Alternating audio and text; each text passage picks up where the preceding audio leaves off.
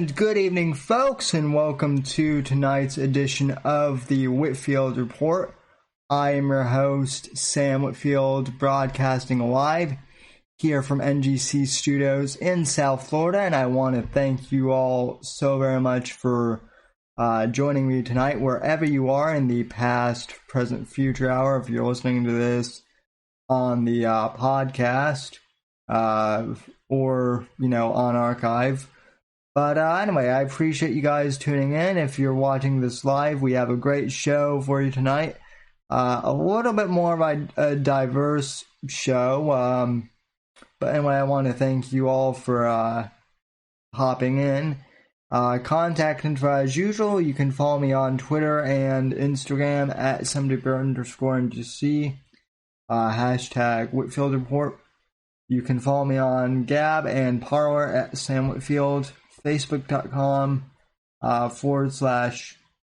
Whitfield Report. TheSamWhitfield.com is actually down right now. I need to renew the domain, but I'm also about ready to start school in about a week, so it's so money's a bit tight. So speaking of money, if you'd like to support the show and help out with stuff like the website domain and whatnot, anything you can do to help would be greatly appreciated. Streamlabs.com / the Whitfield Report if you feel like contributing.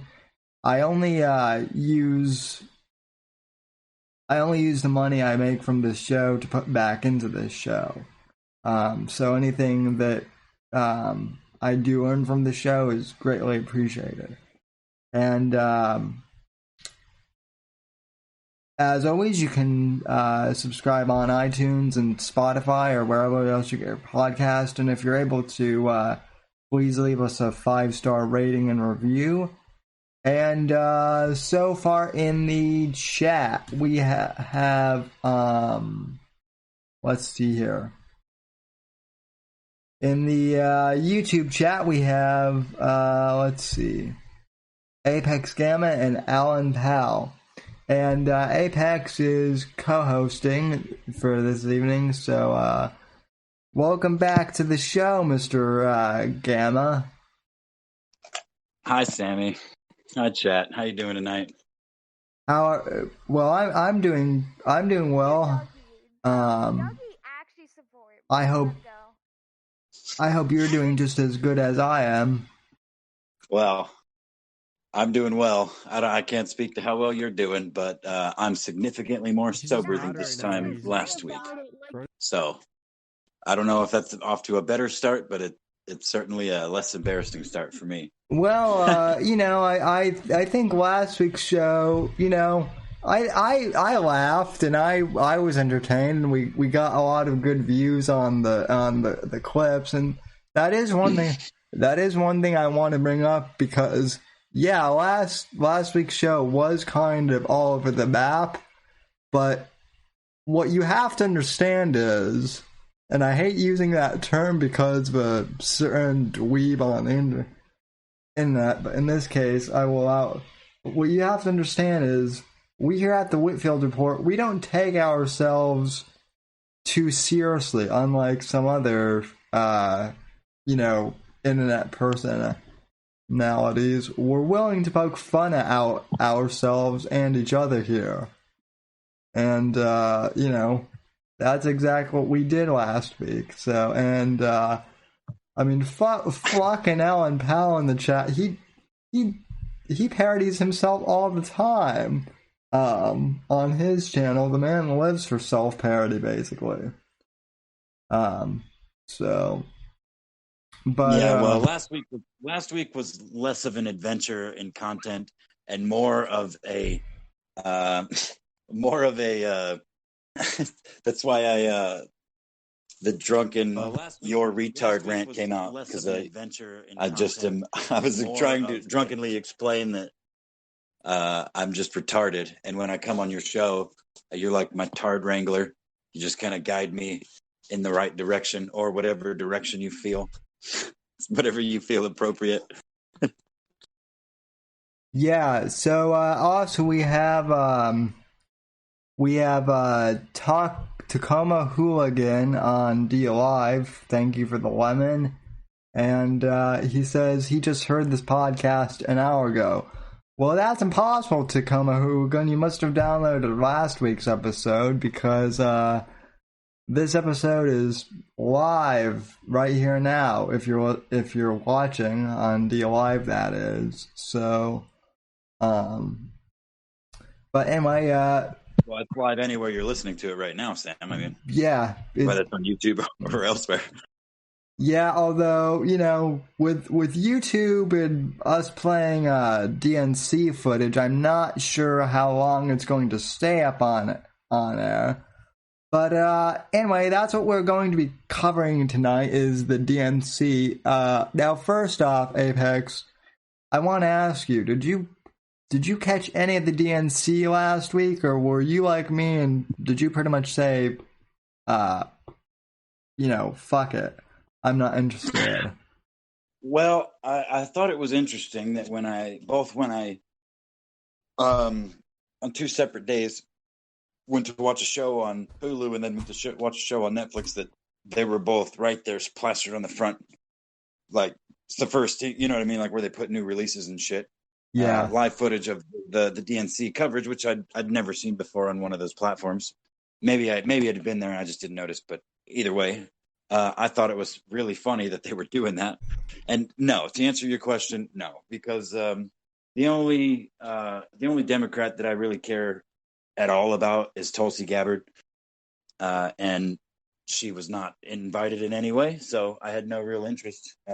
I knew there would be memes coming out, and of course I've seen some playback of Joe Biden literally fucking recreating a speech from back under Obama, almost verbatim. Like, maybe it is verbatim. I can't remember exactly, but that's the only real takeaway that I've seen as far as playbacks and stuff go. You want to fill me in? Chat in? What you know? Well, to be honest, like I just said, I pretty much had no interest in watching it, so I'm kind of just as blind as you are, or rather approaching it from a first stance. But what's interesting is I did try and catch a few minutes of it last week, and it was live on YouTube. And to give context, I have a subscription to YouTube Premium, which means that I can play stuff in the background, and it also I don't get ads. Now the reason I bring that up. Must be nice. Must be nice. Must be nice. Isn't that what that fag always likes to say? I don't know what fag you're talking about. I'm retarded. I'm not a faggot. Well, it was a joke. Well, I don't have YouTube Premium, is what I was saying. Yeah, so I was saying it must be. Yeah, that wasn't Owen reference, since he always lifts must be nice, which but anyway, no, I have YouTube Premium. The only reason I bring that up is because when I tried to watch the DMC streams last week, whenever I would tune into their channel, all I was able to watch were campaign ads. And I'm like, this is weird. I paid for, I shouldn't be getting ads. So what's the deal? Like, I was kind of pissed, and then come to find out that they were just live streaming their ads on a loop last week during the convention. So really? I didn't know that. So that was kind of hilarious, and I guess they did it virtually, where everyone was at home and making speeches from home. So, well, is that true? Because I thought I saw, or maybe that wasn't from the convention, but I thought I saw pictures and shit of A bunch of people on stage, Biden and Kamala, and a bunch of people like not wearing masks and shit. People in that was recently. I'm not sure how recent. But. Yeah, but I think they were I think they were kind of split up like into groups. Like it wasn't from what I understand, it wasn't in like one big convention hall like they usually do. So it was kind of Right. Well, the picture that like my friends IRL were showing me was like there were like 20, 30 people on the stage, including Kamala Harris and Joe Biden. They're all smiling and hands up and shit. Maybe it was when I can't remember when it was from, man. But these are people in my real life that are like, well, the fucking masks, they're not that bad. But look at these people; they're preaching masks. They're not wearing masks. Like, well, no shit, they're not fucking wearing masks because they don't believe in masks. They just want to fucking control you. Duh. You get it? yeah. Kind of thing.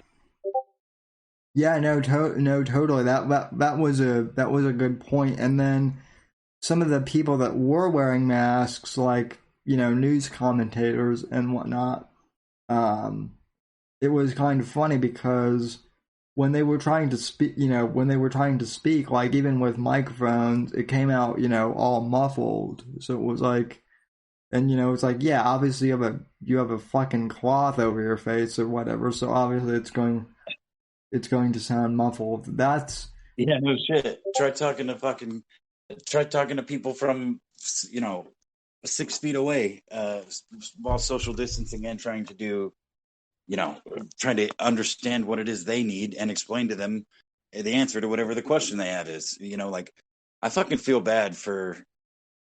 I mean, everybody that works in any kind of customer service or works in retail of any kind, because it's I hear so many argue, oh, well, you recognize people by their voice. You can still recognize people by their voice. Like, that's not the fucking point, man. Like, how many generations, how many millennia have we as human beings, like, developed, interpreting body language and stuff, primarily facial, well, I guess maybe not primarily, but a good portion of which is based around facial expressions and stuff like that. We recognize people and their actions by body language and stuff. So let's cover up half of the most emotive part of our body and interact with each other. Let's see how that goes. One thing that an IRL friend of mine brought up to me about like 2 months ago or so, and I actually thought this was a really good point, was my friend asked, well, what about deaf people? Because deaf people rely on, a lot of them can read lips and rely on, lip reading and facial expressions to communicate with people. Since that's an exceptional point, actually. I hadn't even considered that, and I've dealt with plenty of deaf people in customer service settings. And to be fair, most of them boil down to pen and a piece of paper when it really comes down to it. So, but, back when I, waited tables, 20 years ago or so,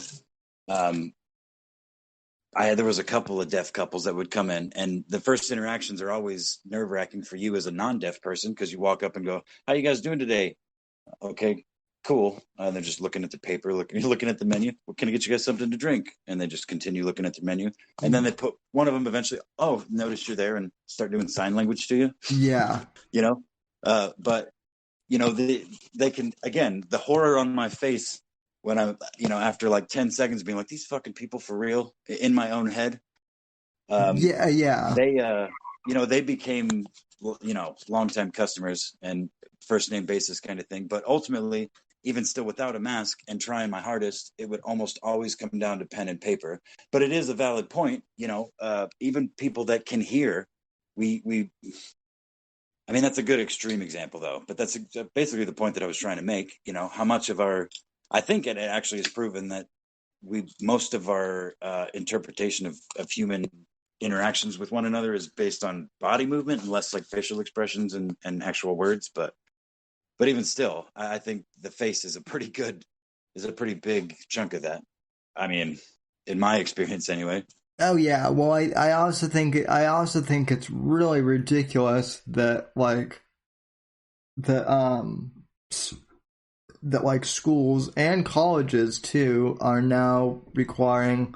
I mean, I feel really bad for kids going back to school because um now they have to wear masks for 8 hours a day, some of them, and then like my half sister's school, I guess they got a case of COVID, within the first week. So now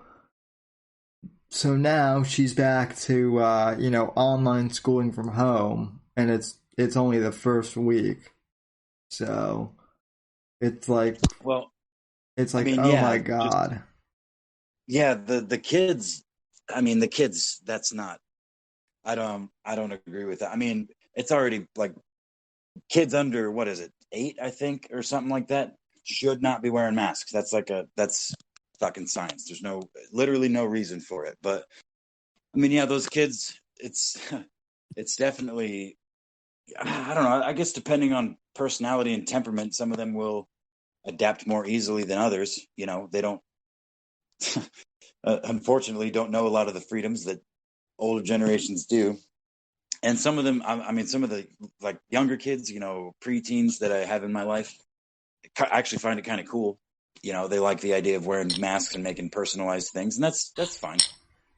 But I do still feel bad for them, especially when it comes to running around on the playground and shit like that.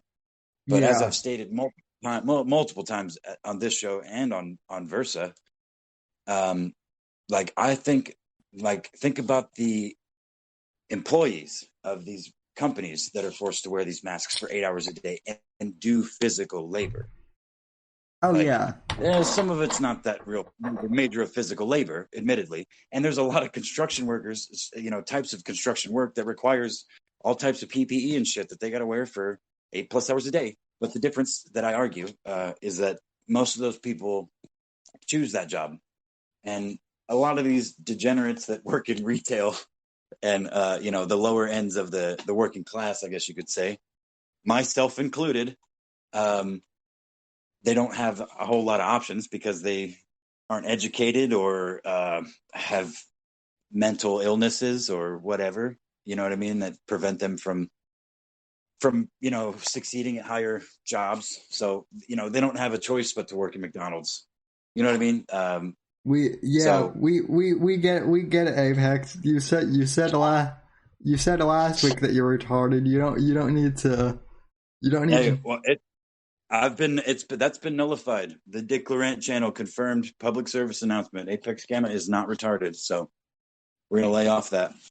Well, I'm Just glad. kidding. I'm glad because I I don't think you're retarded. I do, however, think that people who are supporting Joe Biden are, though. If you're supporting Joe Biden at this point in time, I don't know what to tell you. Um, so I know what to tell you. Drink fucking bleach, motherfucker. in Minecraft. So uh, speaking of I, speaking of Joe Biden, Johnny Arcade has turned his attention from Owen to creepy Uncle Joe, and he managed to sit through the DNC this week, so I've got to give him a big round of applause for that, because he's braver than I am. So props to you, Johnny. And I actually have a few clips of the DNC that Johnny has provided us. So the first clip I guess we'll play is let's see if OBS will work here. So the first clip I have to play here is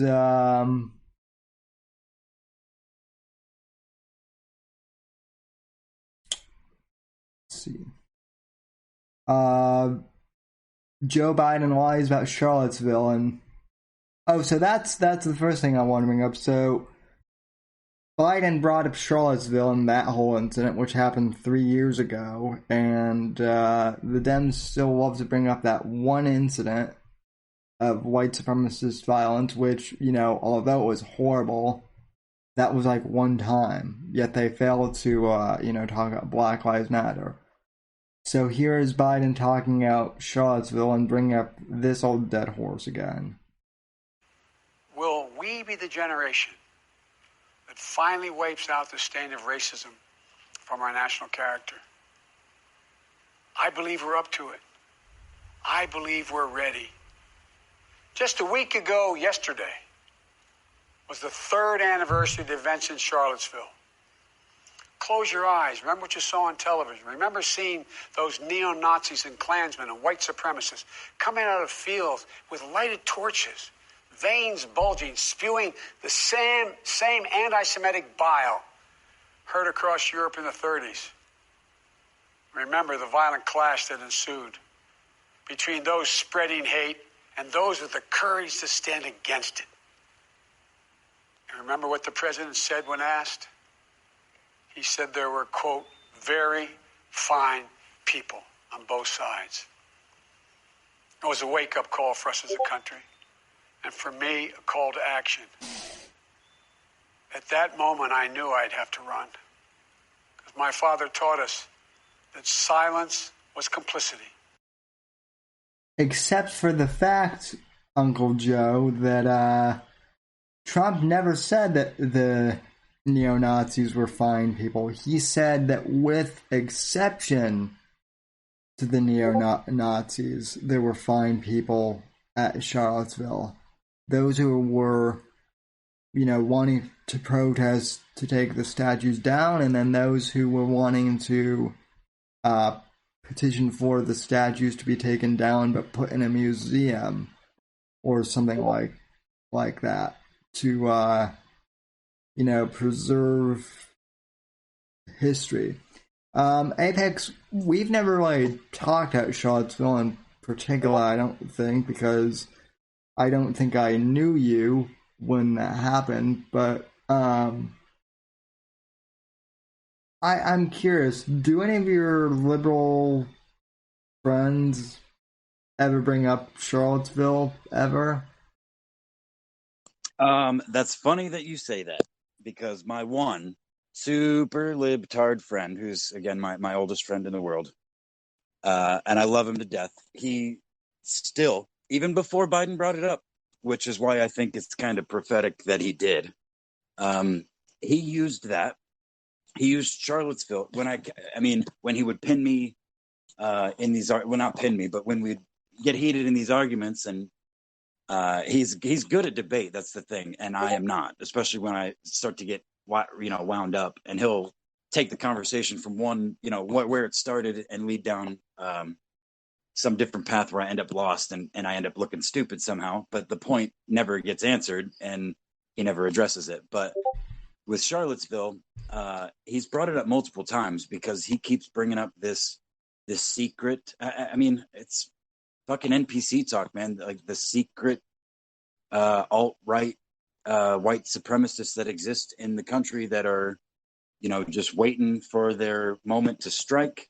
Which I mean, I know accelerationists exist, and alt-right. I don't even know what that means anymore, but I know there's some hardline motherfuckers that literally are waiting for shit to pop off so they can kill people. But I don't think that exists solely on the right. I mean, that's pretty clear actually at this point in fucking 2020.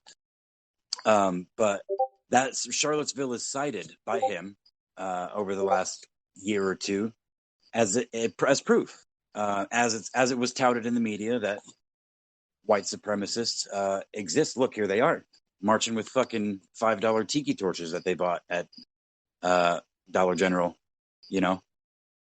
So I mean, I was on the internet back then, so I saw it all go down. I still don't know what the fuck it all means, but I didn't see anything that told me that they were white supremacists. or that they were violent extremists, maybe white supremacists or white, white, whatever you want to call them. They identified as white and were proud of that. Whatever. I don't think that's bad. Just like it's not bad to be black and proud. I don't give a fuck. Don't hurt nobody as a result. And I don't care what you identify as. But yeah, I mean, he's a good litmus test for me because I've spent so much time on the internet.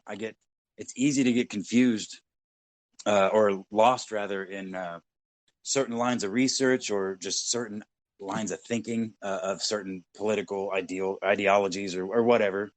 But he's a real person that really doesn't spend much time on the internet. And what he does spend is, pretty much his Facebook. I think he has an Instagram, but he's not political. He argues with his family and shit, but he says he's not in a bunch of liberal groups. The only, Facebook groups he's ever been in, he gets kicked out of because he talks shit, but I think he just doesn't. So he's like a non-internet human that uses it like a normie. So I bounced some of this shit off of him to see where it lands. And that's why I'm all of the things now. I'm the Nazi, racist, bigot, homophobe, transphobe. And he says all these things in the same breath that he says, I know you're not these things, but you just seem to identify with their ideals. So to answer your question, yeah, even before Biden brought it up, it seemed to be, it's still maybe not fresh, but like a real highlighted moment in recent history. Like, look, these people, this is what Donald Trump incites, kind of thing. So, and it's not even just the white supremacist thing or the Nazi thing. It's that they're Trump supporters. That's what it all ties to. Yeah. I got a little lost there, but that's the point, is that it all ties back to Trump, just like Biden just did. And even before Biden did that, though, that was, again, my point, was that my friend has been making that connection for all these years, even without, of course, that's the way it was made in the first place. So it's not difficult to understand how he made that connection. But yeah, I would argue that it was all but gone from memory for most people, because what the fuck happened? It was, they used that as an example, or I remember being used as an example of imminent violence to come from this, these alt-right groups, and nothing ever came of it. In fact, the opposite happened, and leftist fucking terror mobs have burned down half of the fucking country.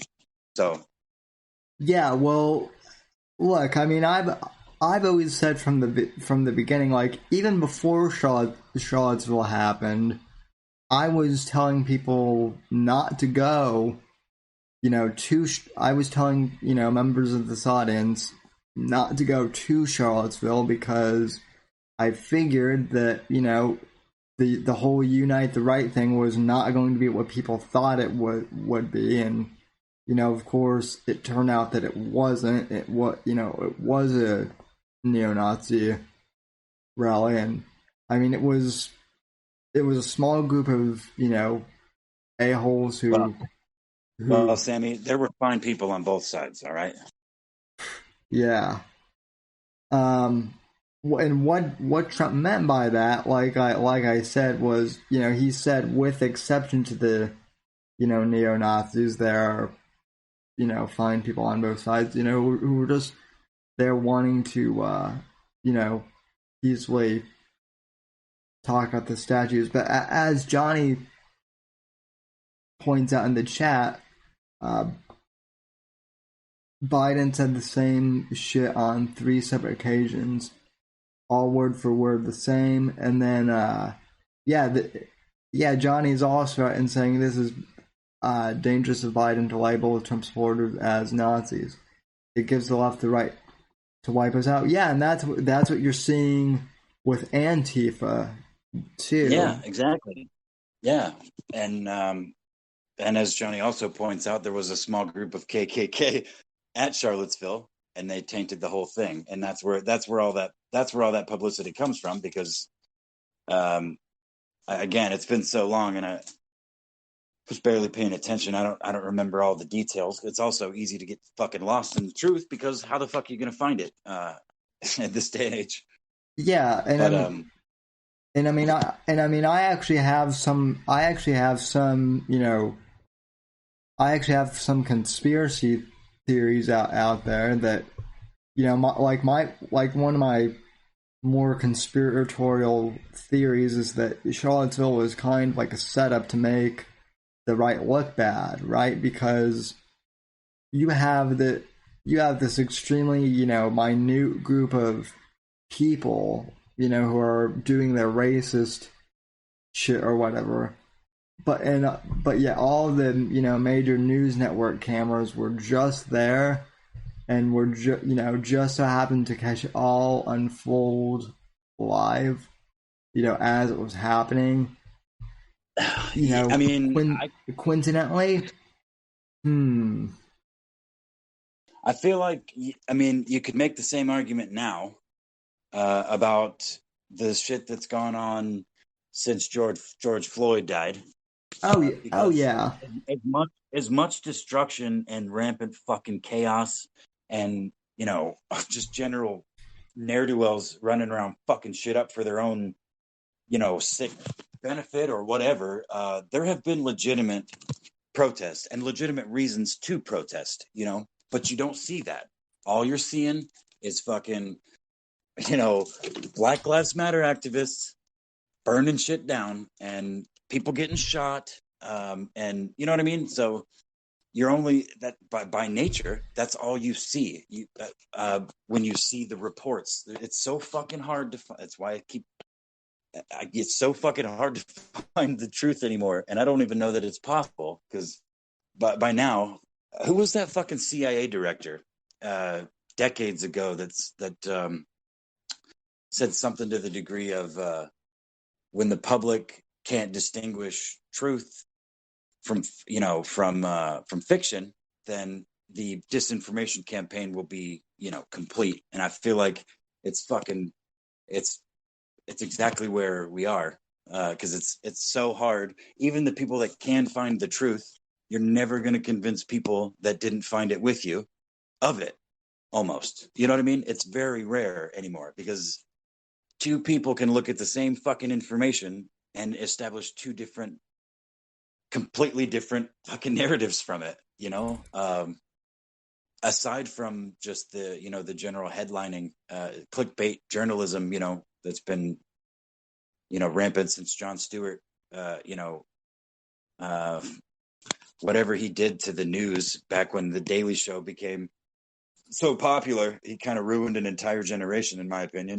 And not just my opinion. I think I've said that on the show too, that, when the comedy news became more watched and more profitable than the actual news, by a wide fucking margin, Jon Stewart was destroying everybody back in the, the early 2000s. Yeah. You know what I mean? The whole media shifted to the idea of clickbait, you know what I mean? So it's really hard to wade through, man. I feel like we're fucking we're all but lost at this point. Obviously we're not, but it feels closer sometimes than other times, but depending on who I'm talking to and the subject at hand. But I've talked for too long. Say something, Sam. Well, and what's funny is when Jon Stewart was on Joe Rogan recently, I think about like a month ago now or so, I think even he said something like, I didn't think, people would literally take, what I said as, gospel, which... Right. I do remember that, yeah. Which, I mean, part of me thinks that he knew what he was doing, but then, then again, maybe not. So, I mean, I don't think he did at first. I think I would find it hard to believe that at some point he didn't become aware before he left the show. You know what I mean? And like consciously continued to do it while knowing how many people he was influencing. And never, without changing any of his approach or whatever. But I mean, yeah, like I don't know.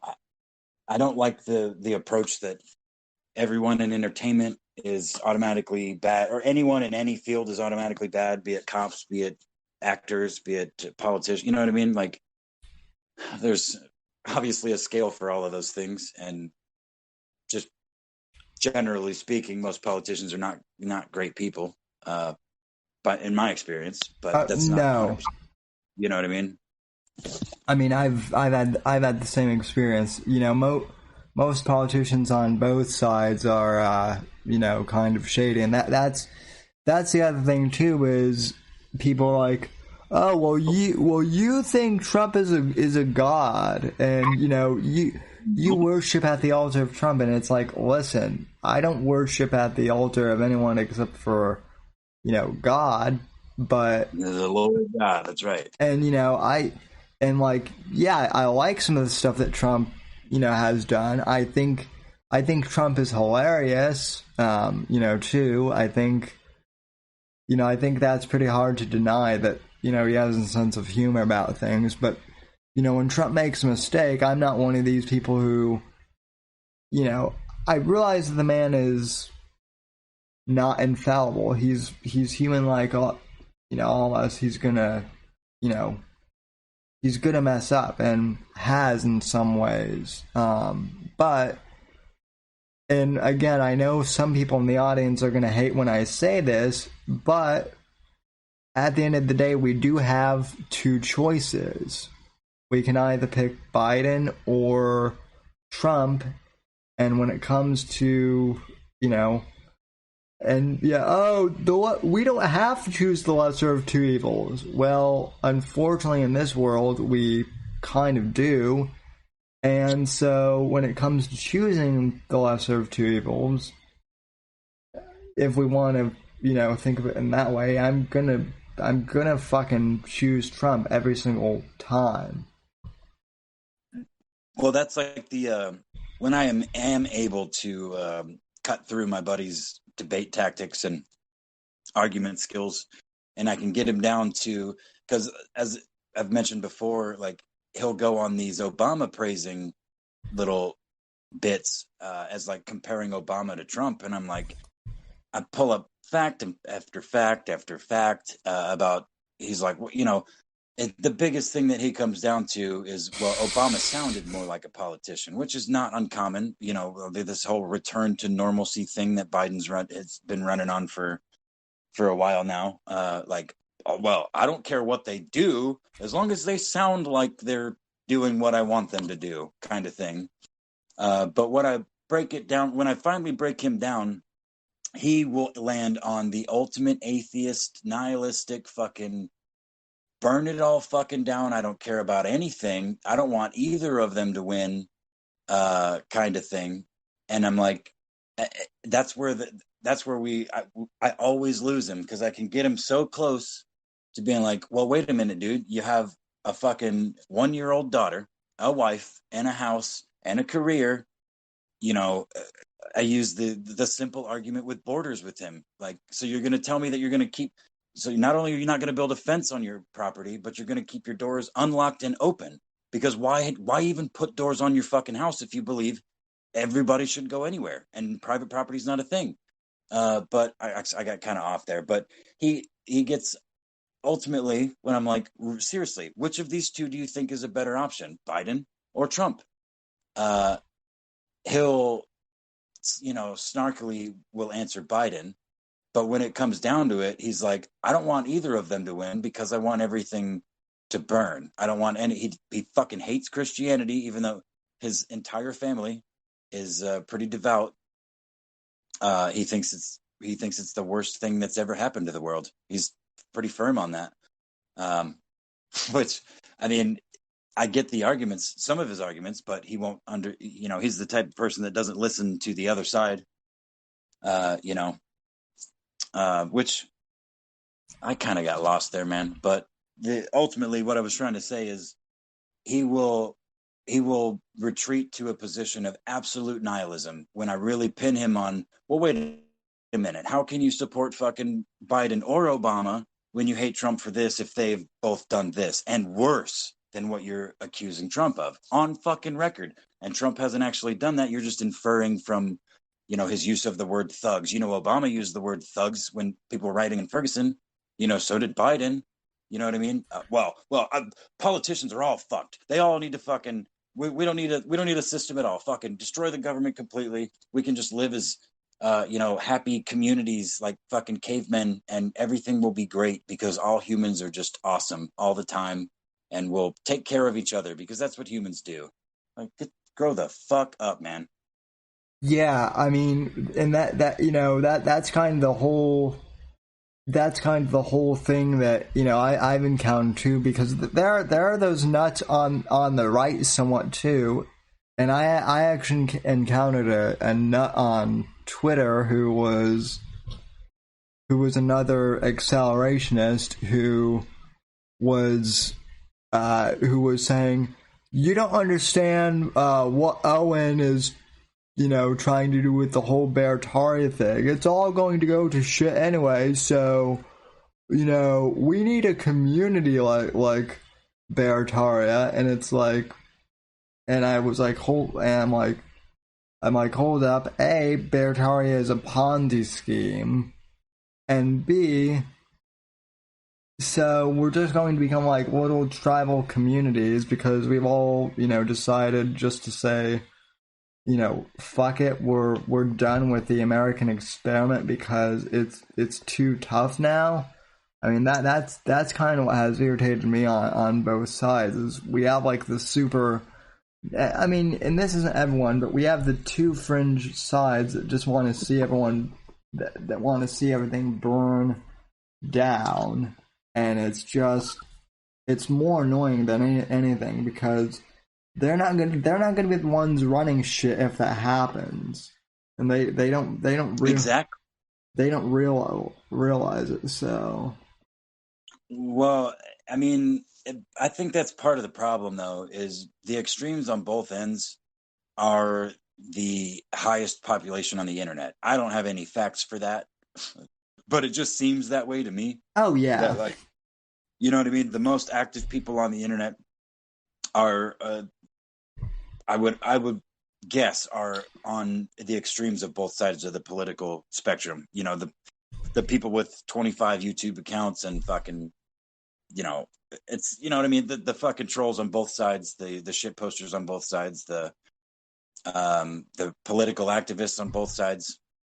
So like those of us that spend time on the internet, and aren't necessarily trying to push a narrative, because that's not what I'm trying to do or have been trying to do, except for the narrative that Owen Benjamin is fucking retarded, but I haven't been doing that for a while now. It's just simply, I was talking in a small live stream chat earlier about this content creator that's just, he's been a shit poster since like 2014 or so, making videos talking shit on people. And they were arguing about his stances on things, and I'm like, I never considered that, because when I watched that man, nothing he says I don't take anything he says seriously. It's just comedy. Like, he's a comedian, and he says some outrageous things, and whatever else. But like, I think the part of the problem, man, is, again, so many people like me, I see all the shit online, and I have done less speaking to actual people about a lot of these things, because politics and religion are two things that I was brought up, with the impression that it's kind of impolite to talk to strangers about, Yeah. You can talk to your family and loved ones and friends and stuff, but yeah, it was just an impolite conversation topic. So to just walk up to random people like, hey, what do you think about the state of the country right now? Who are you voting for? That's not like not my thing. Maybe with a camera and a microphone, but not just like as a normal citizen. So again, the point though is, like, I get so much of this both sides of the political spectrum from the internet, and from some people that I know personally, like you, but most of them I don't know a thing about them, other than what they post on the internet. So when it comes to, but the gap that I'm trying to bridge here is when I do talk to people in real life, even the people that Just recently, within the last, it was 2 days ago, I spoke to an elderly gentleman that was wearing a Biden 2020 hat. He's literally the first person in my corn-fed neck of the woods that has been wearing a political hat that wasn't MAGA or Trump 2020. And I talked to him, and he was so fucking reasonable and so understanding. And I mean, his arguments against why he wanted to vote for Biden were some of the most sound. I can't really recite any of them, but I respected his opinion because he wasn't belligerent, and maybe he tricked me with some, by speaking to me calmly and using intellectual-ish words, but I don't think so. I mean, it was just like it was just a normal conversation, like with someone. I'm like, what makes you want to vote for Biden? And his general answer, because again, I can't remember any of his exact points because I was at work and had tons of other things going on. But it was basically the simple argument that he wants to return to the politics that he's grown up with, the American politics that he's grown up with. And I tried to argue with him that that's the reason we're in the mess we're in. A lot of it is because of the way politics have been run for the last several decades, including the entire time Biden's been a politician. Yeah. Like, well, I understand that, but I would rather, it's funny because he kind of it's kind of coming back to me. He kind of made the argument that I make to my super liberal friend about like Christianity and shit. Like, okay, yeah, for sure. Catholicism and, the priesthood, and there's so much that's been wrong about Christianity and Catholicism over the last several centuries, but you can't burn it all down. Like, you can't just say that it's responsible for everything.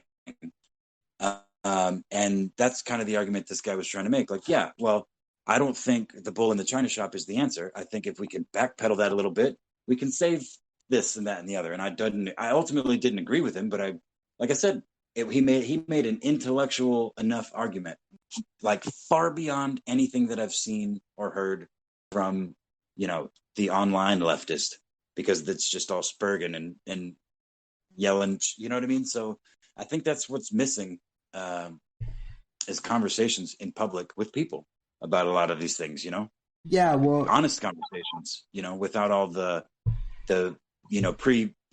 preloaded animosity and bullet points and shit, Yeah. Well, I mean, I don't think Biden is gonna win. Like even a lot of the Democrats I know are kind of meh on him. Well, yeah, especially when they see him literally fucking reciting speech for the third time, man. What the fuck? Which I want to play some more clips of that too. And Johnny brings up a good point, because this is another thing I've actually discussed with people, because all of my neighbors who support Biden, which isn't very many, because a lot of people in my neighborhood kind of think, along the lines that we do. But the ones that do support Biden, they seem to think that Biden is going to end the quarantine. Whereas, as Johnny points out, Biden will mandate masks. So if you are someone who believes in the rights of the individual are more important than the safety of the collective, you will be banned from civil society. Yeah, and that's exactly what's going to happen. Biden is not going to end the quarantine. If anything, he's going to, intensify it more so. I don't know. I definitely could see that, but I've said internally, I don't know if I've said this out loud anywhere, but like I have this weird feeling that depending on who wins come November, that this whole pandemic is either going to very swiftly like shrink, and all these lockdowns and the mandates are going to dissipate rather quickly, say if Joe Biden wins, or if Trump wins, it's going to like it's been now. It's cases are going to go through the fucking roof here and there and everywhere, and the overall fake news is going to go into hyperdrive. I mean, I definitely see the argument that they're trying to. I'm actually more in line with that. That, like, yeah, the mask mandates are not going to go away if Joe Biden wins. They're not going to go away if fucking Trump wins. I hate to tell everybody, but they're not. But they'll That's the thing, is this is the new normal.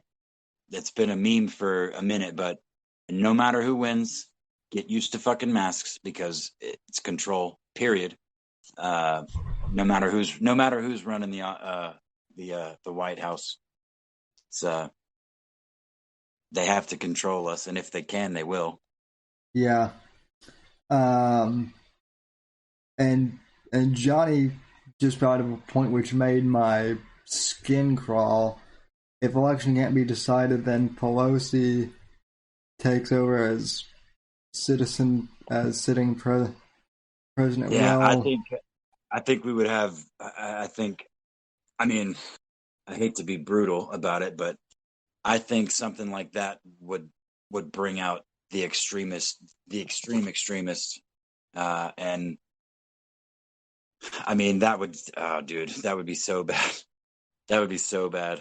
yeah, to have that other face running the country. So, I mean, No, not dude. She is fucking.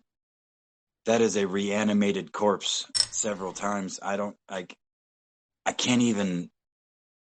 I can't even, like, when she talks or when she is a fucking Muppet, man. Her face is frozen from all that Botox. I mean, she's had more work done than what's her face than Hanoi Jane. Oh, than Jane Fonda. So, but let's see, what else? What else did Johnny put up here for the clips? Because there were some real doozies from the Biden speech. Let's see. Oh,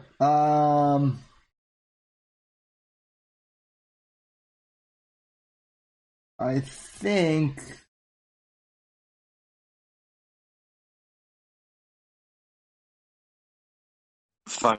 Fucking Beetlejuice, goddamn catfish Beetlejuice, up here in Chicago. Lightfoot. What do you know about that fucking wretched human thing?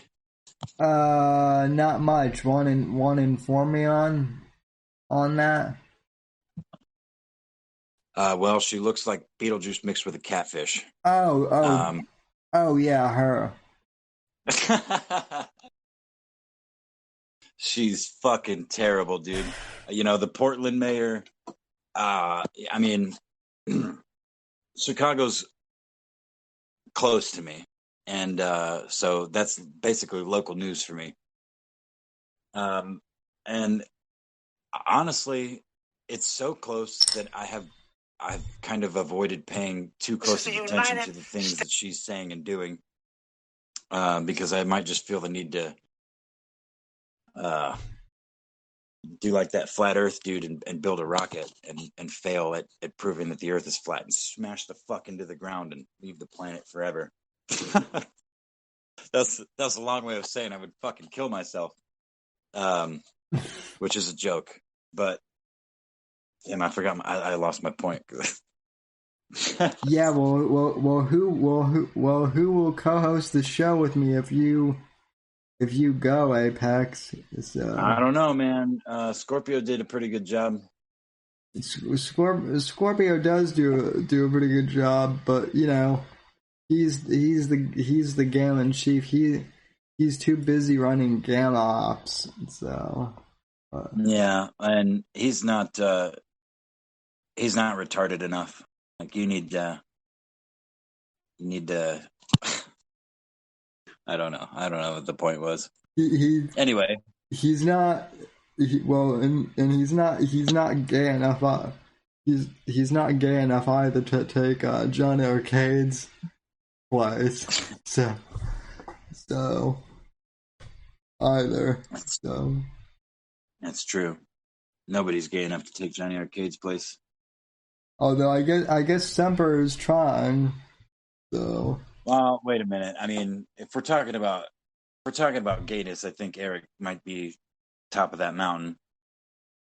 I don't know though. I know. I don't know. I know that Eric's in the chat right now, and he probably has a big old chub watching this right now. So, but it's actually, it's nice to see Eric in the chat. I don't think he's normally up this late. No, I don't think he is. But so Creepy Uncle Joe, clip number 2. There has never been anything we've been able to accomplish when we've done it together. So Joe is really encouraging here, huh? This is the United States of America. And there's never been anything we've been able to accomplish. How do you see all this playing out, man? Like the next, I mean, we're still, I don't know the exact day count, but I'm not interested enough to keep count on the days. But it does seem to be an odd reflection of 2016, doesn't it? In a lot of ways. I mean, I will say this: the one thing regarding the, regarding this whole election here. I'd like to think that we're gonna win. I really would, but I just hope that we're not like overly confident that Trump is gonna win. In other words, I hope that people still get out and vote for Trump, and don't have what the because what happened with Hillary was the Dems were so sure that Hillary was going to win anyway that like a lot of them stayed home because they were like, well, no one's going to vote for Trump, right? And then the Republicans came out in force and voted for Trump overwhelmingly, and Hillary got defeated, even though she was kind of preordained, quote unquote. And so, I just hope that people still show up to the polls and vote, and not think that Trump is going to win this thing in a landslide. I think if people Go ahead, I'm sorry.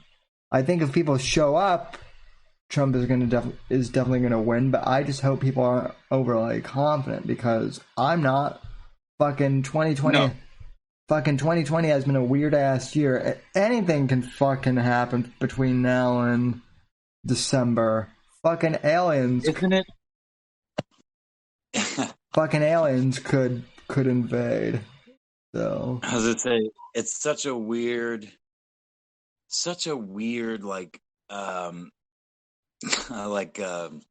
do you call that? Like, thought exercise or just like concept in the brain. To think about the idea that in the year 2020, the most normal thing, literally the most normal thing that could have happened in the 10 months of the year would be the re-election of a fucking reality TV star to the president of the greatest country on the planet. You know what I mean? Like the most divisive, probably one of the most, if not the most divisive presidents in history being reelected, the most non-political politician being reelected. That would be the most normal thing to have happened all year. Like, oh yeah. You know what I mean? Like maybe normal's not the best word, but you get what I'm saying? Like it would be the most like, like, I don't know.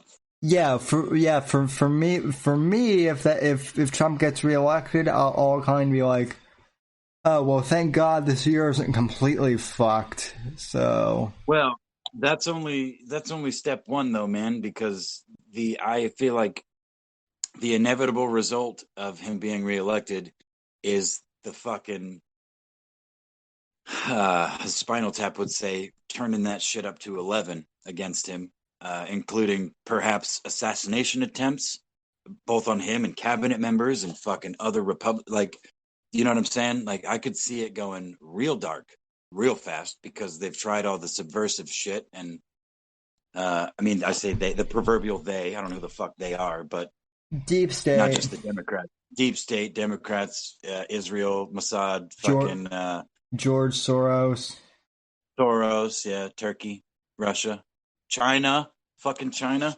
goddamn Xi Jinping, Xi, as in she, SHE, spelled XI. See, but it's she because he's a fucking woman. See, when it comes to all the shit that Israel gets blamed for, I mean, I'm pretty pro-Israel, and if people want to call me a Zionist, so fucking be it. That's it. I'm out. But everything that Israel gets blamed for, I always blame on the Chinese. So, I'm not gonna go there, Sam. I don't want to get your channel banned. Most of it, anyway. So, but I mean, the USS Liberty. No, well, okay, that's an exception. That's an exception. So. That's just one, but yeah, I get what you're saying. What I find, especially in most recent history, is what Russia gets blamed for is what actually China is doing. Oh yeah, and there was an article I posted that I think Alex from Versa posted in the Versa Discord earlier about a group of hackers that have allegedly leaked. They hacked into 3 major telecommunications companies of the Chinese Communist Party, the names of which I can't recall off the top of my head. But what they've released so far alleges exactly what people have been speculating, especially, I mean, most notably for us here is the things that I've been, rambling about as far as their control on information and their network of spies. I mean, it turns out, according to some of these leaked documents, and this is not verbatim because it's been several hours, at least 2 bowls of marijuana since then. But the Houston consulate that was recently closed, which you'll remember, and where they were burning documents and shit,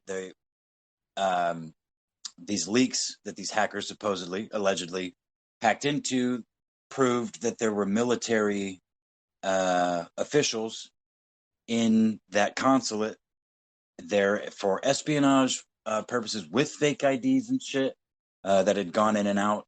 And again, these are all unverified, but the group of hackers have like 40 gigs of information that they're going to be dumping pretty soon. So this all goes.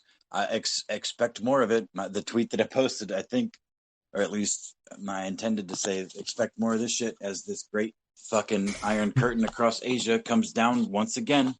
As I keep the metaphor I keep using, because there's a lot of Chinese people, man.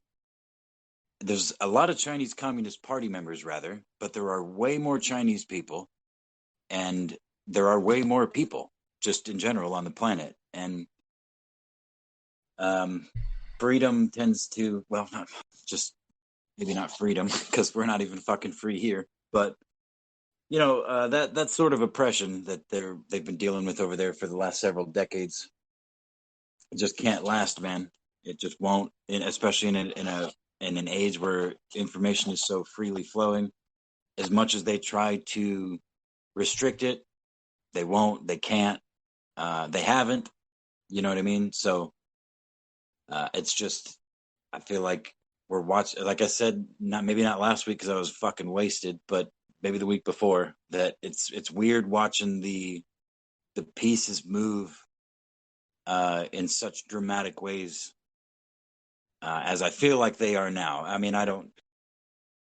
It's it's hard to call as you're watching it, but I feel very strongly about what we're witnessing with China right now, as I've made very clear to you and the audience. Yeah. God. Literally, it's like God is punishing them right now. They are fucking Three Gorges Dam, that largest hydroelectric plant in the world, is facing its fifth wave of major flooding in the last 2 months. And there are 54 million people, according to the Chinese numbers, and we know how they like to report numbers. 54 million people have been displaced or affected, and several thousand have died, obviously, and food shortages, and I mean, it's not good. It's literally, they have something called the Mandate of Heaven in the Chinese Communist Party, and that's the understanding that God, whatever that is to them, and heaven ordained their rule so that harvests will be bountiful, and basically the idea is that when natural disasters start occurring, especially piled on top of each other, according to the Mandate of Heaven, that whatever ruling party is doing it wrong and needs to be removed.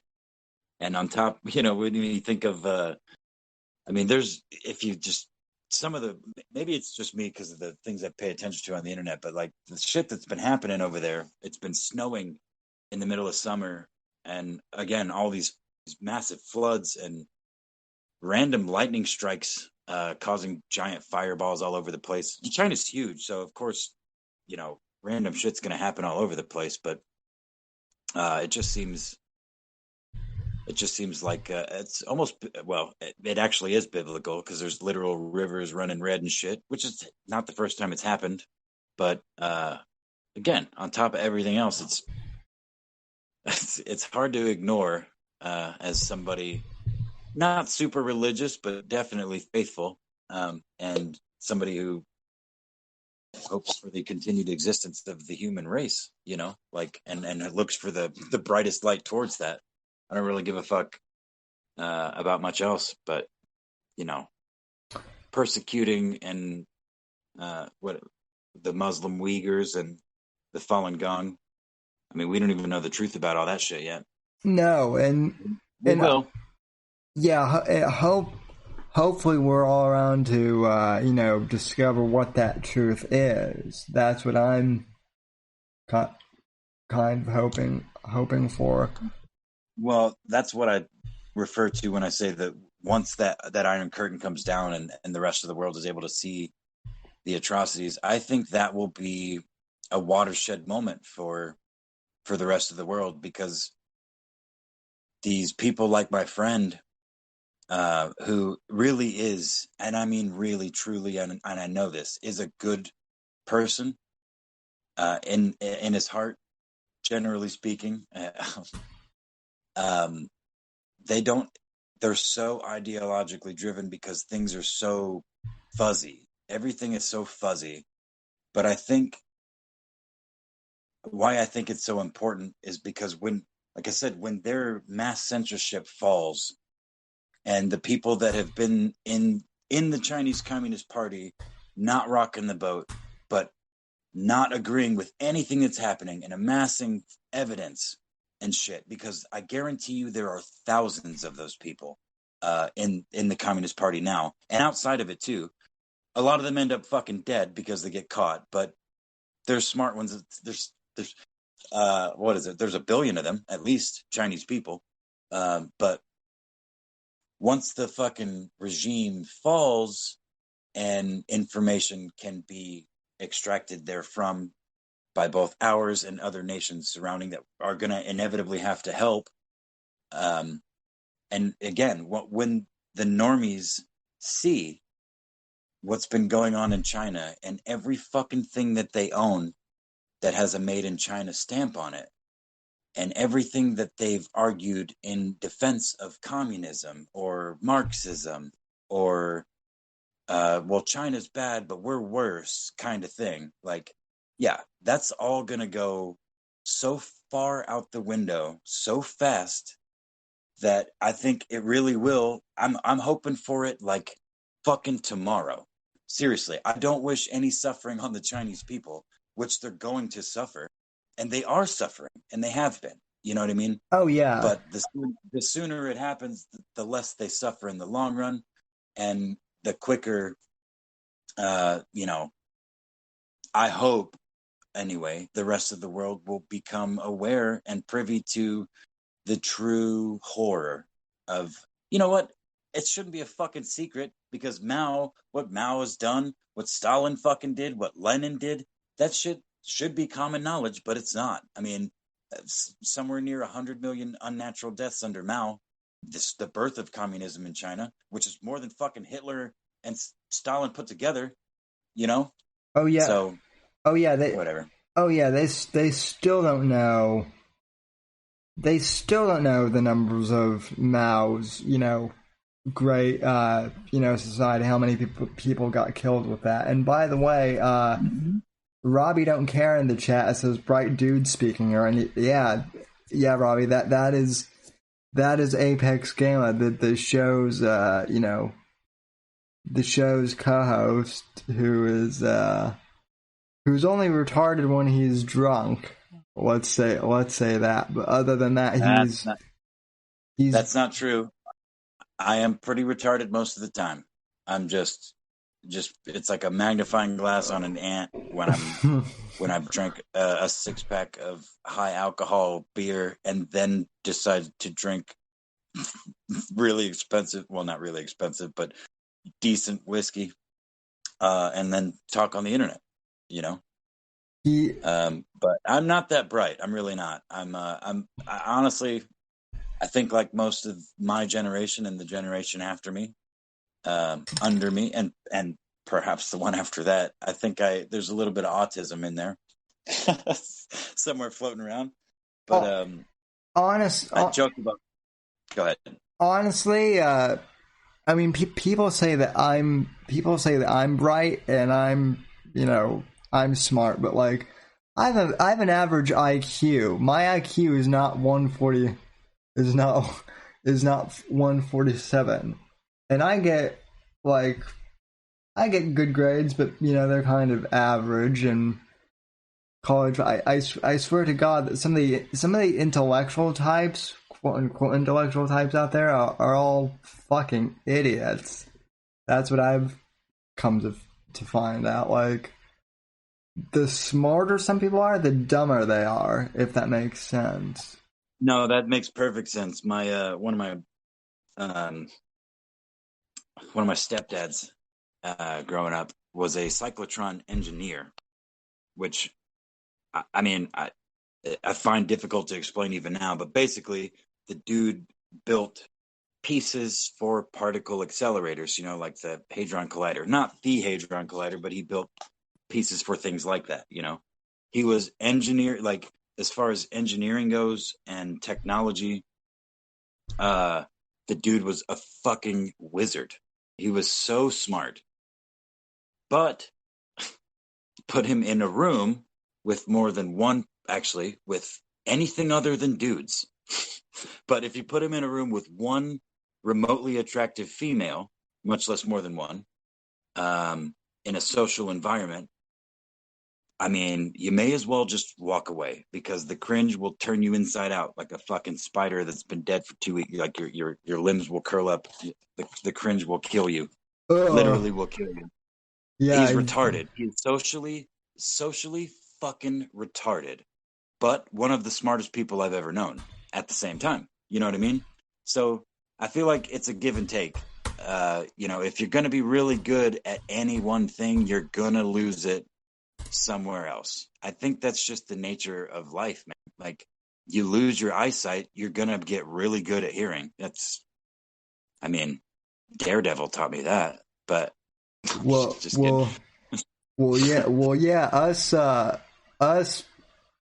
I'm not blind, but us disabled folks, we can fuck people. Handy capable. Yeah. Oh, yes. Thank you. So, speaking of, you said the two magic words, which are attractive women. So, I kind of stopped listening after that. But you said my two favorite words, so actually, it's my favorite singular word. What? Attractive women. Attractive women. Oh, So. attractive. Oh, yeah. Well, Sam, maybe you and my stepdad might equal one socially acceptable human around attractive women. I don't know. Are you socially awkward around women? I don't imagine so with that fucking Roman chariot you're sitting on. Just cut their legs off and take them with you. I used to be when I was younger, not anymore. So, but well, no, but the point though is, I think that I don't know, like, what's the answer? Do you spread yourself across as many things as you can, or do you focus on, a few things and be really good at those? Jack of all trades, master of none, or you know what I mean? It's been kind of a struggle for me personally. No, I mean Go ahead. It's been a struggle for me too. I tend to focus on like a couple of areas where I'm good at. Podcasting is one of them, and then like technical communications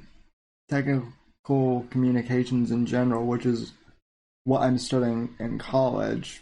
I'm good at that. So, but other than that, like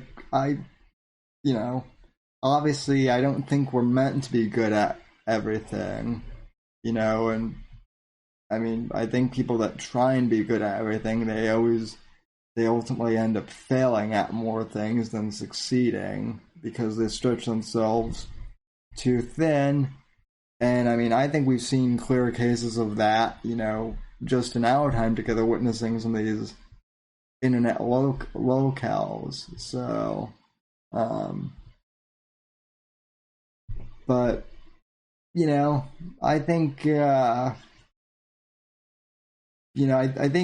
think what's interesting about the internet is you see the best of people on here, and you also see the worst and weirdest in people on here. I see it as a magnifying glass, man. Joe Rogan has famously said that he thinks that like social media and shit amplifies mental illness, but I think it's more than that. I think it amplifies everything. It amplifies everything that you are.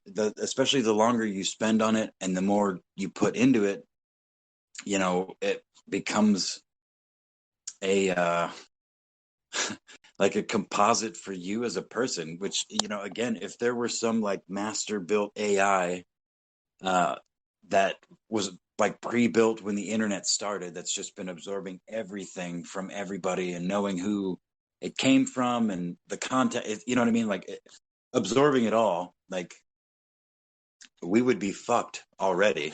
But damn it, there was a point to that. But I just think that it amplifies everything that we are as people, positive and negative. It has the potential for both, because I have seen a lot of genius flower in my time on the internet. People that started doing one thing because they have a creative knack, and they ended up doing making a living and doing something still creative. But I mean, there's so many art channels and music channels that would never be possible without the internet, that its mere existence allows them to think in ways that other generations of musicians and artists couldn't, because they didn't have time-lapse fucking video that for people to click on demand and watch a 40-hour drawing be made in 10 minutes or something. You know what I'm saying? Yeah. So as well as, like Joe Rogan famously said, people that have like personality disorders or like full-blown mental illness, undiagnosed or otherwise, I think it puts a magnifying glass on that shit, man. Like it turns it into I mean, there's so little context in just plain words, and most 99.9% of people writing shit on the internet are not authors, much less are they very well educated in proper fucking grammar and English, you know? So context is lost almost entirely with most interactions on the internet, you know? So even people that have good points to make don't know how to make them. And even if they think they do, I fall victim to this all the time. You think you've got a good point, but the receiving end, they don't have even remotely the same concept of the world as you. So the words you just said that make all the sense in the world to you, you're speaking to a different creature, more or less, or, you know, like much less language barriers. If English is a second language or a third language for some of these, you know, some of these people that you end up interacting with, you know, you know, again, I just think it's a magnifying glass on us as personalities, good and bad. Yeah, and then what I also find interesting is, like, in my experience, like, I just wanted, when I was like 14, I wanted to be on the radio and kind of do like a DJ type talk thing, and you know, I couldn't because,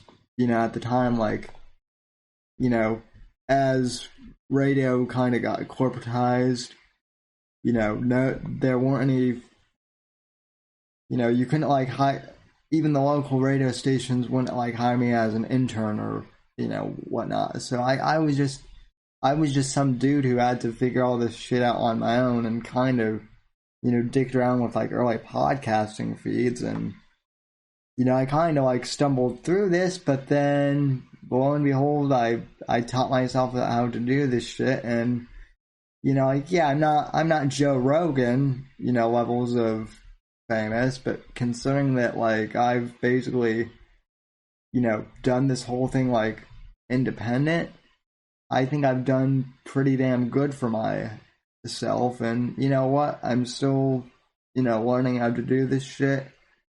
And, you know, I'm just fucking running with it. So.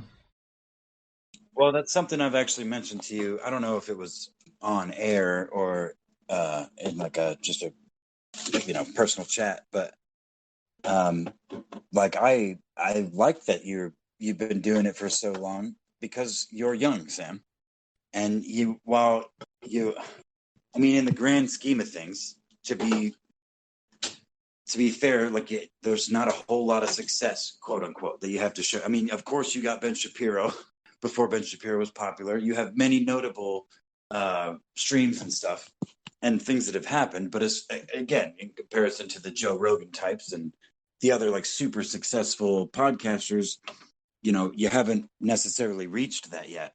But as I've also said all along, certainly on stream, is that I think that you have everything necessary to.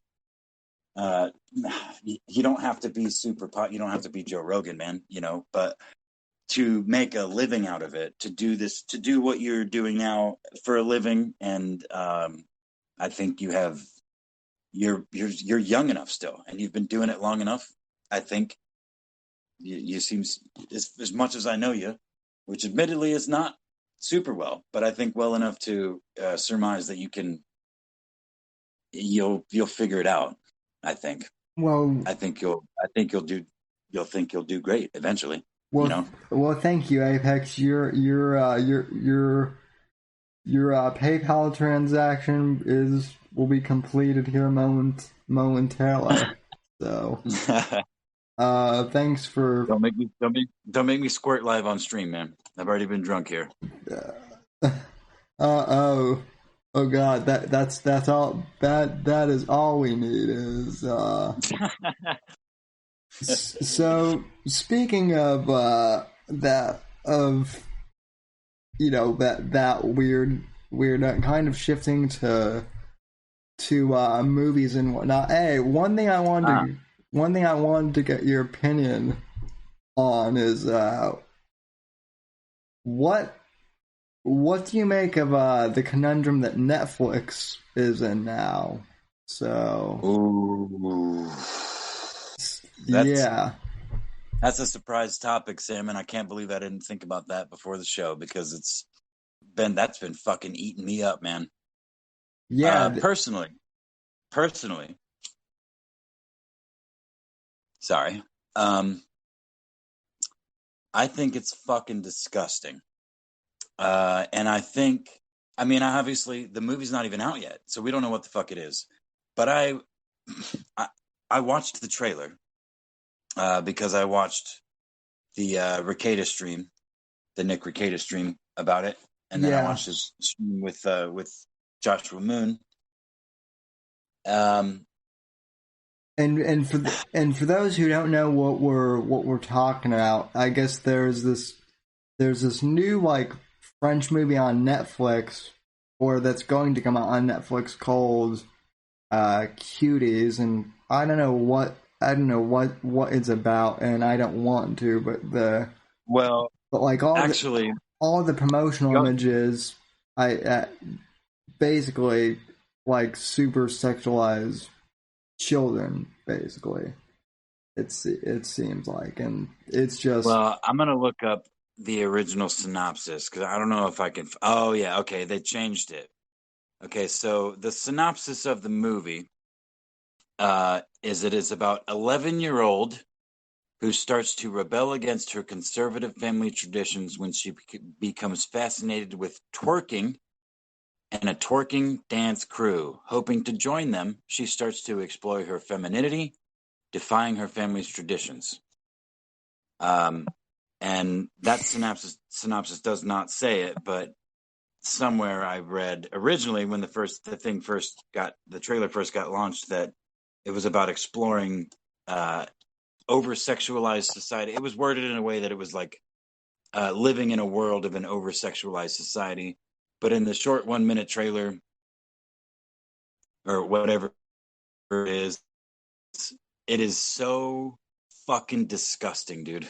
Like, me just as a human fucking being, and nobody that I've spoke to that has seen it or that I've made watch it without any. I've tried my best to be like, hey, watch this trailer real quick.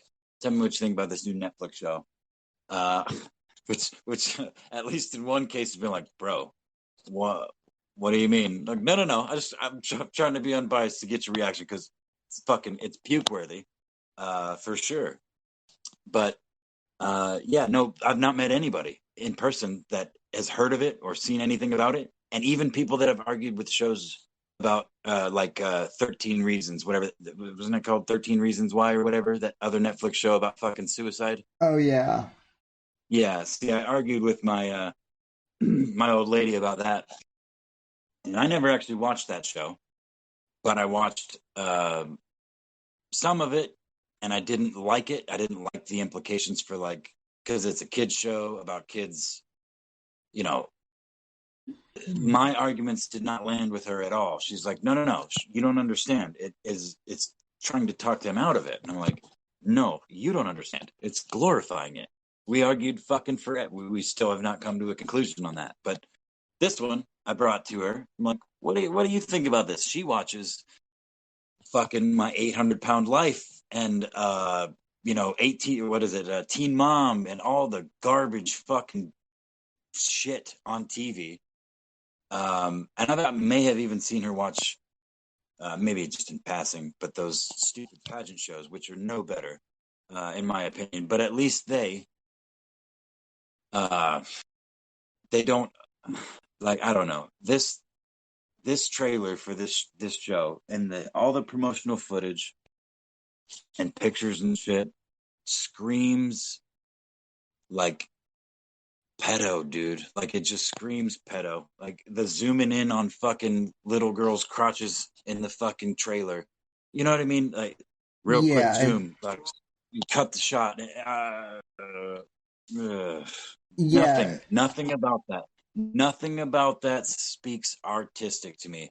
I could listen. There have been movies made that talk about this subject, that broach this topic without glorifying it, that make it, that tell a compelling story creatively and will disgust you, but without, again, glorifying it. And that's the real problem so far that I have with all the promotional material, is like, okay, supposedly this director is coming out and saying, well, this is about like growing up as a preteen in an over-sexualized society and like the struggles of a young woman dealing with that. Okay, that's a thing. I could that is happening right now with girls, all over the planet, but for sure in this country. But so far, what I've seen, the promotional material is all happy, glorifying, twerking, and fucking girls being, dressing in fucking provocative shit and acting in provocative ways. Like, that's not the story that you appear to be trying to tell based on the promotional material. And that's really the problem that I have. I don't know what this movie even is yet, but how it's being promoted. That's the fucking problem that I have. And not even like teenage girls, like fucking, like, again, 11-year-olds, at that. And see, like, it's weird. And I know that people are going after Netflix for this, and maybe they're justified. But, and I'm not even like necessarily defending Netflix, but I will say Netflix does have good programs like Mindhunter, for example, which, again, you recommended, to me. Like, Mindhunter is one that I think a lot more people should see, because it explores the dark side of humanity and doesn't, like, fucking glorify it. But then, like, you have shit like this, and it's like, who at Netflix decided this would be a good fucking idea, to approve this? That's what I want to know, because it seems like different people run different shit over there, if that makes sense. Well, Aviation Arms in the chat asks, he says, correct me if I'm wrong, but doesn't Netflix have Pretty Baby on it, which basically has a pedo scene in it, which I am entirely unfamiliar with. I've never even heard of before I read it in the chat just now. But if it does, I would be equally upset about that. But the problem, or the difference, I guess, is I've never heard of it. Cuties is fucking everywhere. It's fucking everywhere. It's been everywhere since. And you know what? Pretty Baby, whatever that is, if it has a pedo scene in it, I don't know. Again, I don't know the context. But as I was saying just a minute ago, there are ways to tell those stories and horrify you and compel you without glorifying the acts within. I mean, surely there are some people that are going to watch disgusting acts of violence, portrayed as well as can be done by a director, as meaningfully as can be done by a director, and somebody somewhere, maybe even a handful of people somewheres, will be compelled enough to try that or something. You know what I mean? Like to enact some sort of whatever. But that's art, I guess. You know what I mean? In all of its forms. But I think there's a difference, man. Like, there's a difference between telling a story that's disgusting and compelling on multiple levels and glorifying a disgusting story. You know what I mean? Like, I don't know. Like, well, you've seen the movie. I know that you're a Clint Eastwood fan, Apex, as you and I found out about each other last week on Twitter. So I'm assuming you've seen the first Dirty Harry. Am I right? Yes, you are correct. So there's a scene in Dirty Harry where the serial killer guy kidnaps kidnaps like a teenage girl, and it is implied that they basically molests her and rapes her and kills her. It doesn't show on screen, but that's kind of the impetus for Dirty Harry going after, the guy and eventually, killing him, becoming a vigilante cop, like, at the end of the fucking movie. So, like, I have no problem with them. I have no problem with movies, like, pushing, like, dark boundaries, but I don't know. I guess it's how they do it and in what context they do it, if that makes sense. So, but sorry, too many windows open. Yeah, no, it makes sense, man. So, but yeah, that was that was certainly a weird, thing that came out of this week. So, all right. So, let me segue here, because this is going to be something you're either or both more excited about and more knowledgeable about. But I watched both the Wonder Woman 1984 trailer and the Snyder Cut of Justice League trailer, and what do you think? So start with, well, I don't need to. We're gonna skip Wonder Woman because I know what you think about that. What do you think about the Justice League trailer? So the Justice League Snyder trailer, I wish that One Step Too Far weren't here, because he's actually a big fan of everything Zack Snyder. But I will say that I'm fucking excited for Justice League, the Snyder Cut, just because I never saw the theatrical cut of the Justice League movie, but from what I understand, it's a train wreck. And I actually like kind of the darker tone of Batman v Superman and some of the other DC movies that have come out. I seem to be in the minority, but I actually liked Batfleck, so I'm excited. I thought that the use of Hallelujah in the trailer is it was interesting, since they used that in the Watchmen movie, which Zack Snyder also did. But what do you think of the Justice League movie? So,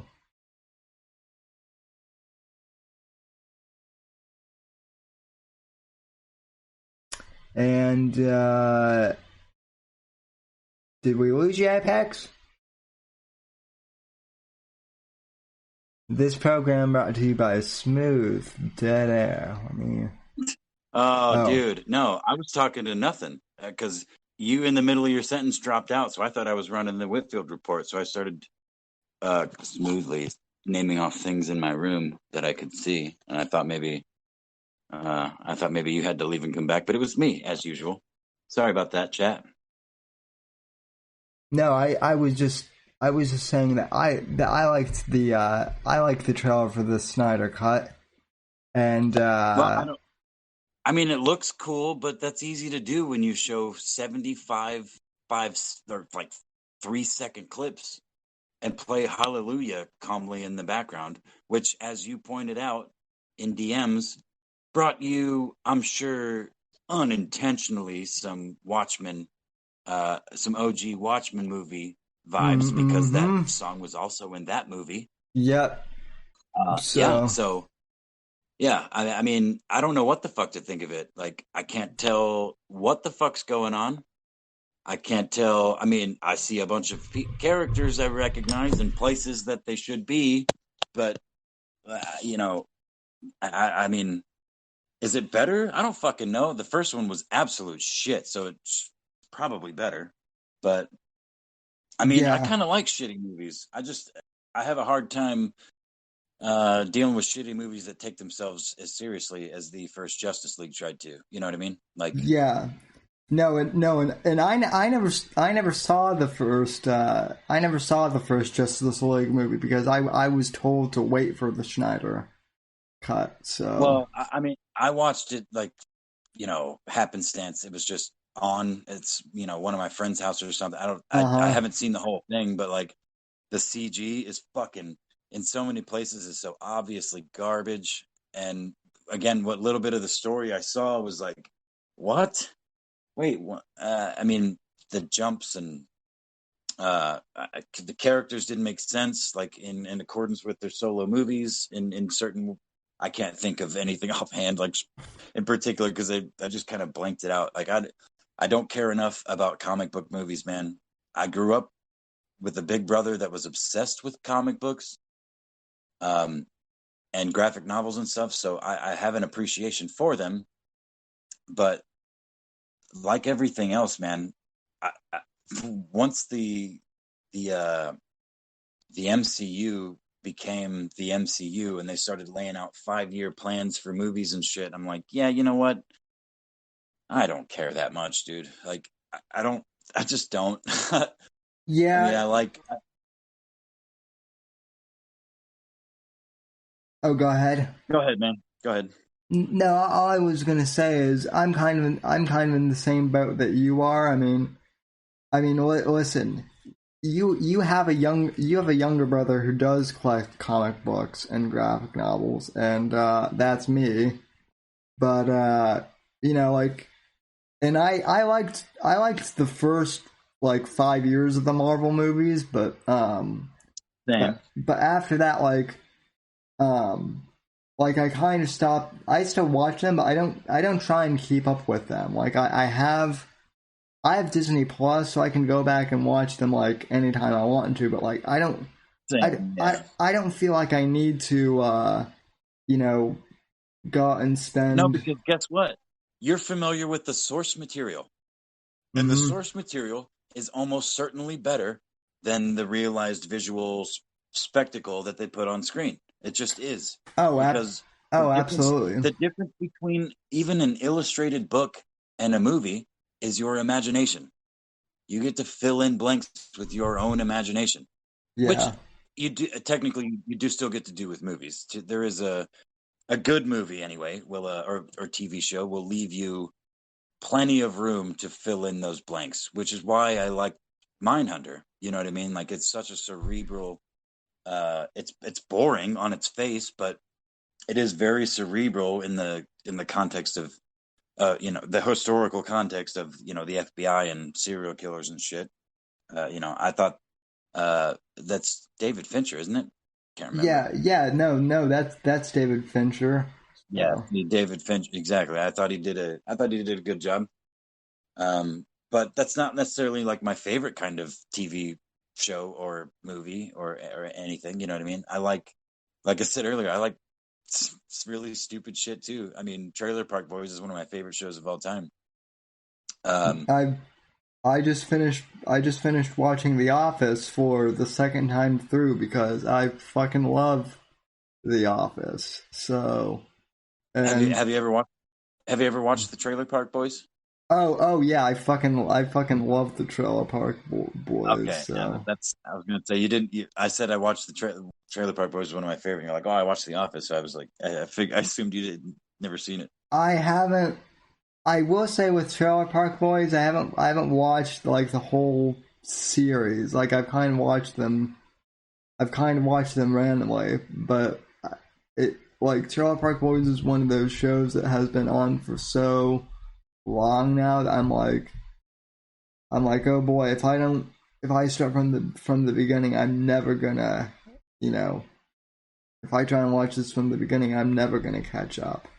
So, but it is. Well, I did, as you mentioned, I did kind of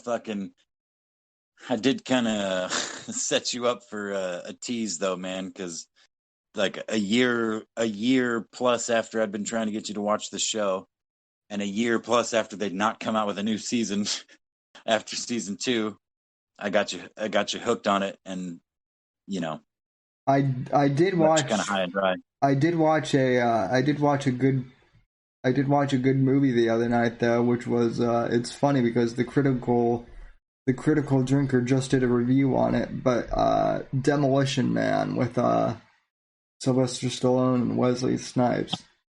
Hey, what are the seashells for? What are the seashells for? No, It's no, terrible, Stallone. It's terrible, Stallone. But the seashells, it's the one thing that sticks out from Demolition Man. And Sandra Bullock. Oh yeah, definitely, yeah, definitely.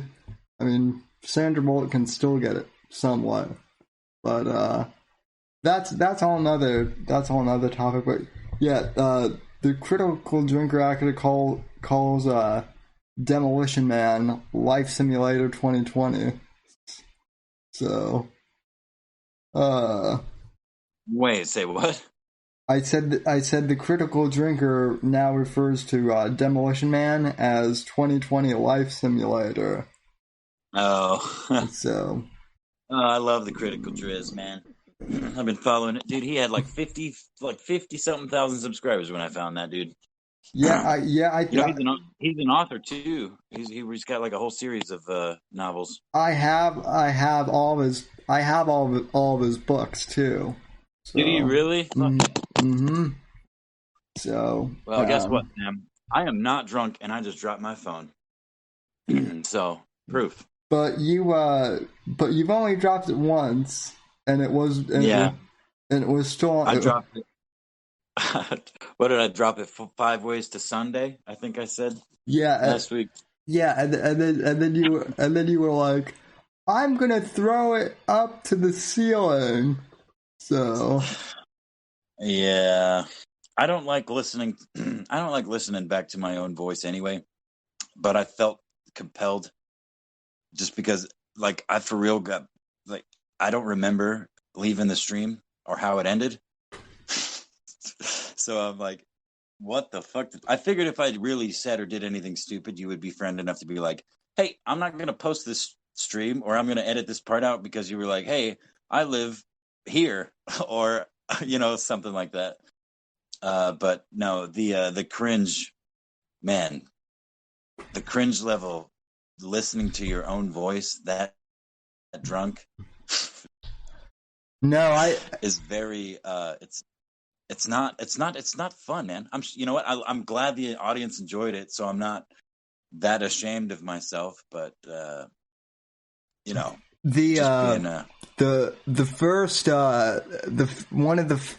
mean, if it makes you funny about it, I've done drunk live streams on here before too. In fact, remember when the whole Brett Kavanaugh thing happened a few years ago when when he was like, I like beer. Well, I remember I got like a 20-pack of Miller High Lifes on Sam, I was in the chat for that stream. Oh, that was well before I was your co-host, but yeah, I was in the chat for that stream. I remember. You didn't get so fucking drunk that you couldn't fucking even say your words right, though. Like, that's the thing, is I sounded so fucking drunk, man. I mean, you definitely got drunk that night, man. But oh yeah, I got drunk. Well, the worst part of it was when the DZ meme team kept photoshopping memes of me with dicks in my hands instead of the bottles. That was the worst part of it. So, and since then I don't get drunk on stream very often, so. But yeah, we've all had our embarrassing on stream moments. Apex, you're not alone. So no, I'm not. But I've been a lurker on the internet for a long time, and it's only been since I decided to start making really shitty Owen Benjamin videos in solidarity with Johnny Arcade and he who shall not be named, who were doxxed on stream that I watched live as a viewer of Owen's. Well, as you know, and most of the viewers already know well, before then, and since I quit making Owen videos, I've not been keen to project myself out, because as I mentioned earlier, I think that the internet is a magnifying glass on personalities, and I'm pretty sure I'm retarded. Maybe not like autistic, or I'm sorry, like Down syndrome, but no, I don't think I'm retarded. I really don't. It's just a meme. I'm definitely dumb, retarded in the dumb sense, but I think when it comes to internet retardation, Alex Jones still has the best fucking line. Well, what you need to understand, Joe, I'm kind of retarded. That was good. I'm not gonna lie. That was that. But you know what? Go ahead. And see, that's why I don't. And see, like, that's why I don't mind, like, you know, us goofing on the stream and, like, you know, me taking my shirt off at, like, you know, evil Eric's, for the right dollar amount. At evil Eric's insistence. So, yeah, I mean, I don't mind being an internet meme, you know, as long as it's, like, all in good fun. So, you know, I mean, and plus, yeah. I mean, heck, we took, you know, we took Gamma, which was an insult to us, and made that into a meme, even though,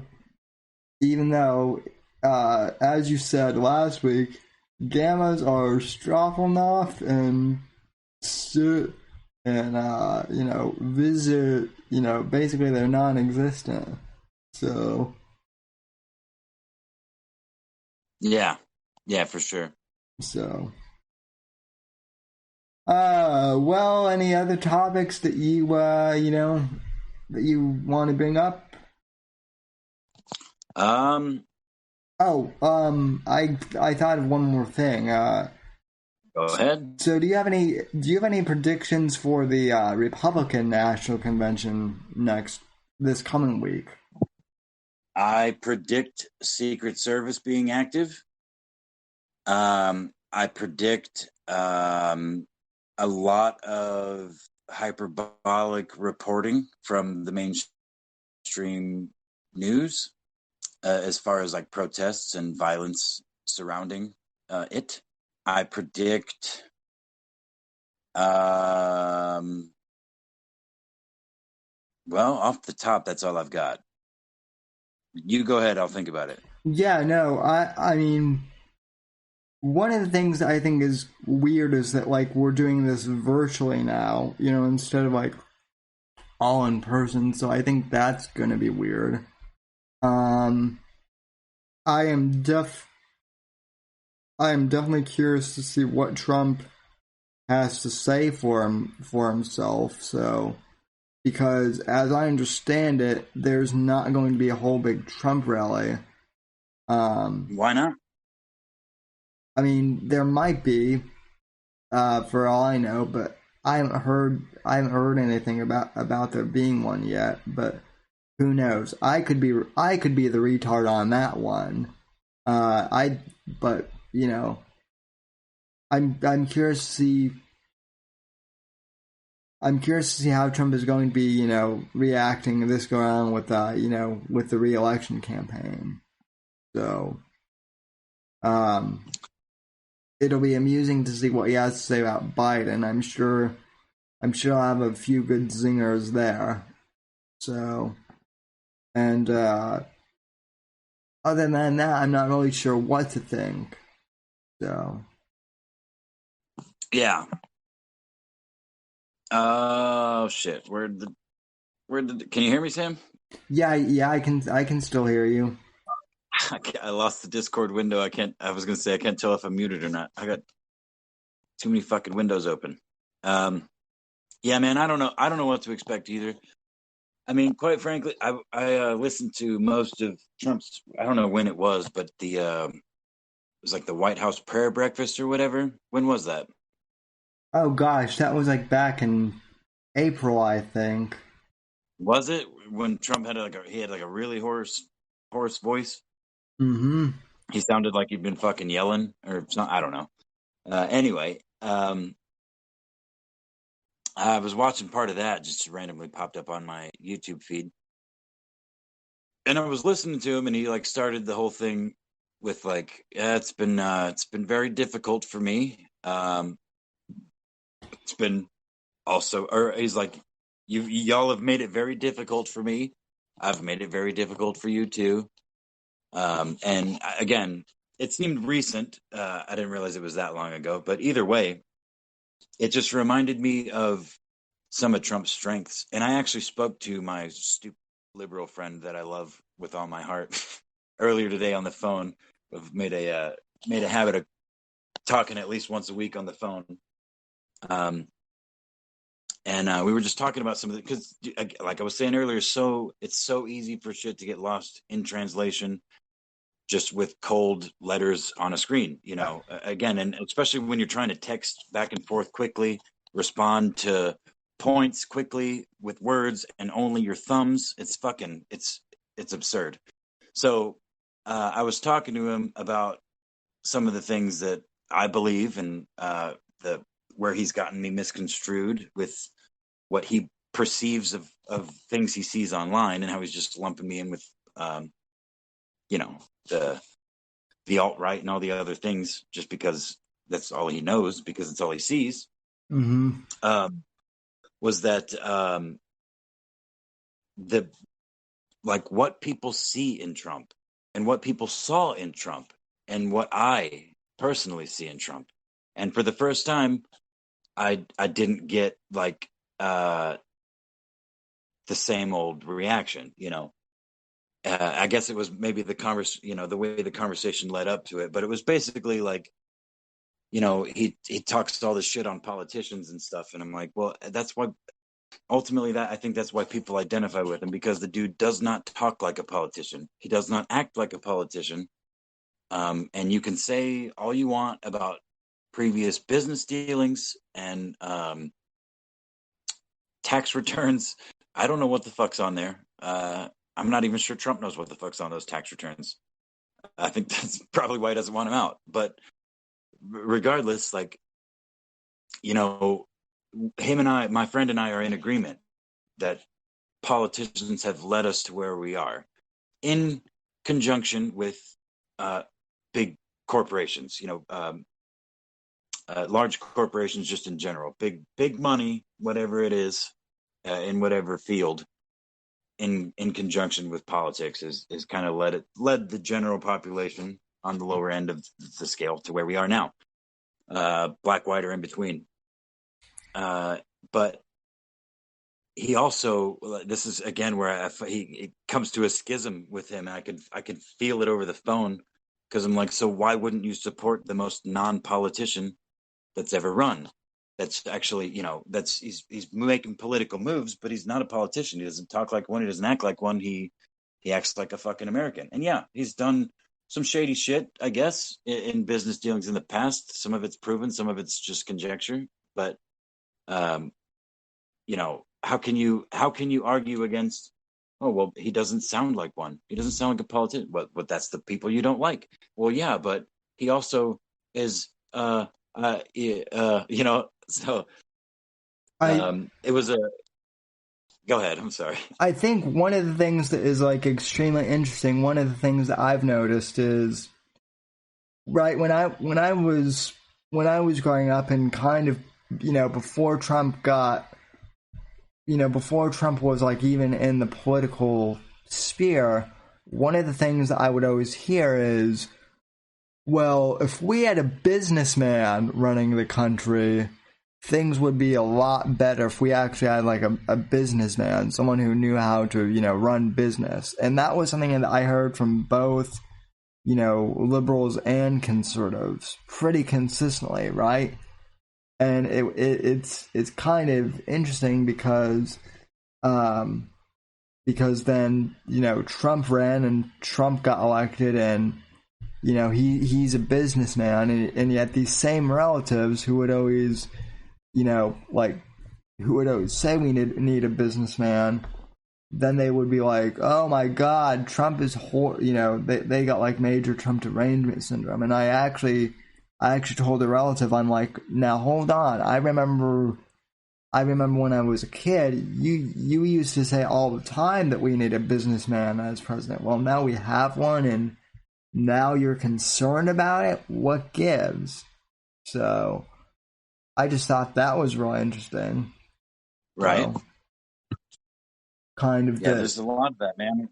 People are confused, dude. There's so much emotional, like, it's equal on both sides of the fence, dude. No matter what your political leaning, you will find, I have found, some of, I don't want to say the most emotionally, like, decision-making people on one side or the other. Well, no, I'm sorry. I was going to say on the right, but I have found some very, very emotionally motivated people on the right. As been pointed out before, Trump derangement syndrome very much goes both ways, dude. Like, oh yeah, the idea that Trump is, like a literal, like, I mean, anything other than a fucking dude that was a businessman and is now a politician and fucking memed his way into fucking office and is now doing his best to fight against, a system that both hates him and the rest of the country, generally speaking. Like, he's not like, that's why I have such a problem with the Q shit. Like, god damn it. How stupid can people be, man? Yeah, and it's funny because I know we just spent like 20 minutes or whatever, basically crapping on Netflix for the whole cuties thing. And, granted, I get it that, pedophilia is bad and it should rightly, yeah, it is fucked up. But one of the things that annoys me about QAnon is this whole thing where it's like pedophilia is everywhere. Where it's literally like there could be pedophiles under my fucking floorboards, or something. That's how like some of these people act, and it's like if you can't like trust your fucking neighbor or whatever because you think they're like, obviously be cautious and watch out for your kids and all of that, but it's like, first of all, get to know your fucking neighbors. Yeah. About that. Yeah. But second of all, I don't think this is just another example, man. Like, I have zero, and I mean zero doubt that there is mass child pedophilia and sex trafficking rings among the most elite people in the world. Zero. I have no doubts about that in my mind whatsoever. Yeah. But the idea that every missing child is a victim of that is it's harder for me to believe. But it is so easy for people that care about kids, which is every fucking human on the planet that has a soul, to get wrapped up in. Again, like I keep mentioning, it's so fucking easy to get lost in information in this information age because there's so much of it. There's so many takes on ideas and like takes on a take on a take on a take. Like, the facts, there's not even facts to begin with. It's an opinion that someone gives a take on, that someone gives a take on, that someone gives a take on, and that fourth person in the line happens to be Tim fucking Pool or somebody that's got, millions of people, or Stephen fucking, no, maybe not Steven Crowder, but you get what I'm saying? Like, yeah, it's the idea that, like, it's so fucking easy because Steven Crowder and Tim Pool and, I can't think of any left wingers. Thank you, girl. No, that dude don't count. He's not a human. Oh fuck! No, the dude, the hill. Crystal and Soccer always call him out. Kyle Kalinske, I think. Oh yeah. Fuck. See, I spent so much of my brain matter hours on figuring out that name that I couldn't. I lost. Sam Cedar is another one. Yeah, I can't remember what my point was though. I can't remember why I was trying to think of left wing commentators. Shit. But your point is that there are nuts on both sides, right? That was. Oh no. Oh, that's right. My point actually was that on both sides they're fucking people, and they don't have. I mean, in some cases they do have fact checkers, and they do, source their stories and shit. They get, reliable sources, but for the most part, the e-celeb, the people like Tim Pool, and the people like all of these people that are just one person, I don't fucking trust them. I don't trust anything that they say, basically. I have to vet every word out of their mouth because they are fundamentally Ethan Ralph prior to the sex tape. And maybe that's a little deep lore for you, Sam, because that's a different part of the internet than what you're used to, perhaps. But, I think all e-celebs are the same fucking thing. They just don't know it yet, or they haven't reached that point yet. They're just people. And when you are one person acting as a front for the most reliable source for anything, you're inevitably going to be corrupted by your own ego. And, you're going to have people around you. And you're likely only going to recruit people that are going to, just by human nature, that are going to boast or reinforce your superiority. And somewhere along the line, you're going to start reporting shit that's not true. Like Tim Pool did on with the whole Cernovich, Owen Benjamin Patreon thing. You know what I mean? Mm-hmm. Pool was so fucking eager to be like, big tech censorship. It's all coming down. Look, I was right. It's all fucking, it's been prophesized. No, you fucking idiot. You were so caught up in this e-celeb thing that Cernovich and his dick knot that he has with Vox Day and Owen Benjamin, that's where they're all of their dicks are tied together in that knot, by the way. That's what I meant by that, just to clarify. This dick knot that he's got going on, everybody else was blind to it because, the people that wanted it to be true, it's true because somebody that they deem respectable said so. They didn't even need to look. They didn't need no vetting. And that's what I mean. Like, these hug boxes and these echo chambers become a lot fucking bigger than people think. It's a lot bigger than just the chat for a certain channel. It's the fucking, it's why I don't like fucking Mersh anymore, because I'm pretty sure he's been in cahoots with Owen in some degree for years now, or at least a year. You know what I mean? Well, with the whole starting with the Alan Powell fallout. Yeah. And prior to that, they had direct communication via email, private communications that Mersh shared. He shared that they had them. Because he was proud that he, convinced Owen that Crowder was a bisexual. Yeah. So Mersh had no reason. Mersh had no reason to hide that because he gained something from that. Which to be honest, with the whole Crowder being bisexual thing, because people have asked me about that. Look, I don't know if it's true. I know that his wife is hot. Crowder sucks dicks, bro. Just deal with it. I mean, it might be true, but here's the thing: I don't really care. At the end of the day, what I care more about is Owen, what I care about more is like the people like Owen who like to self-project and pretend everyone else is gay, but then just self-project.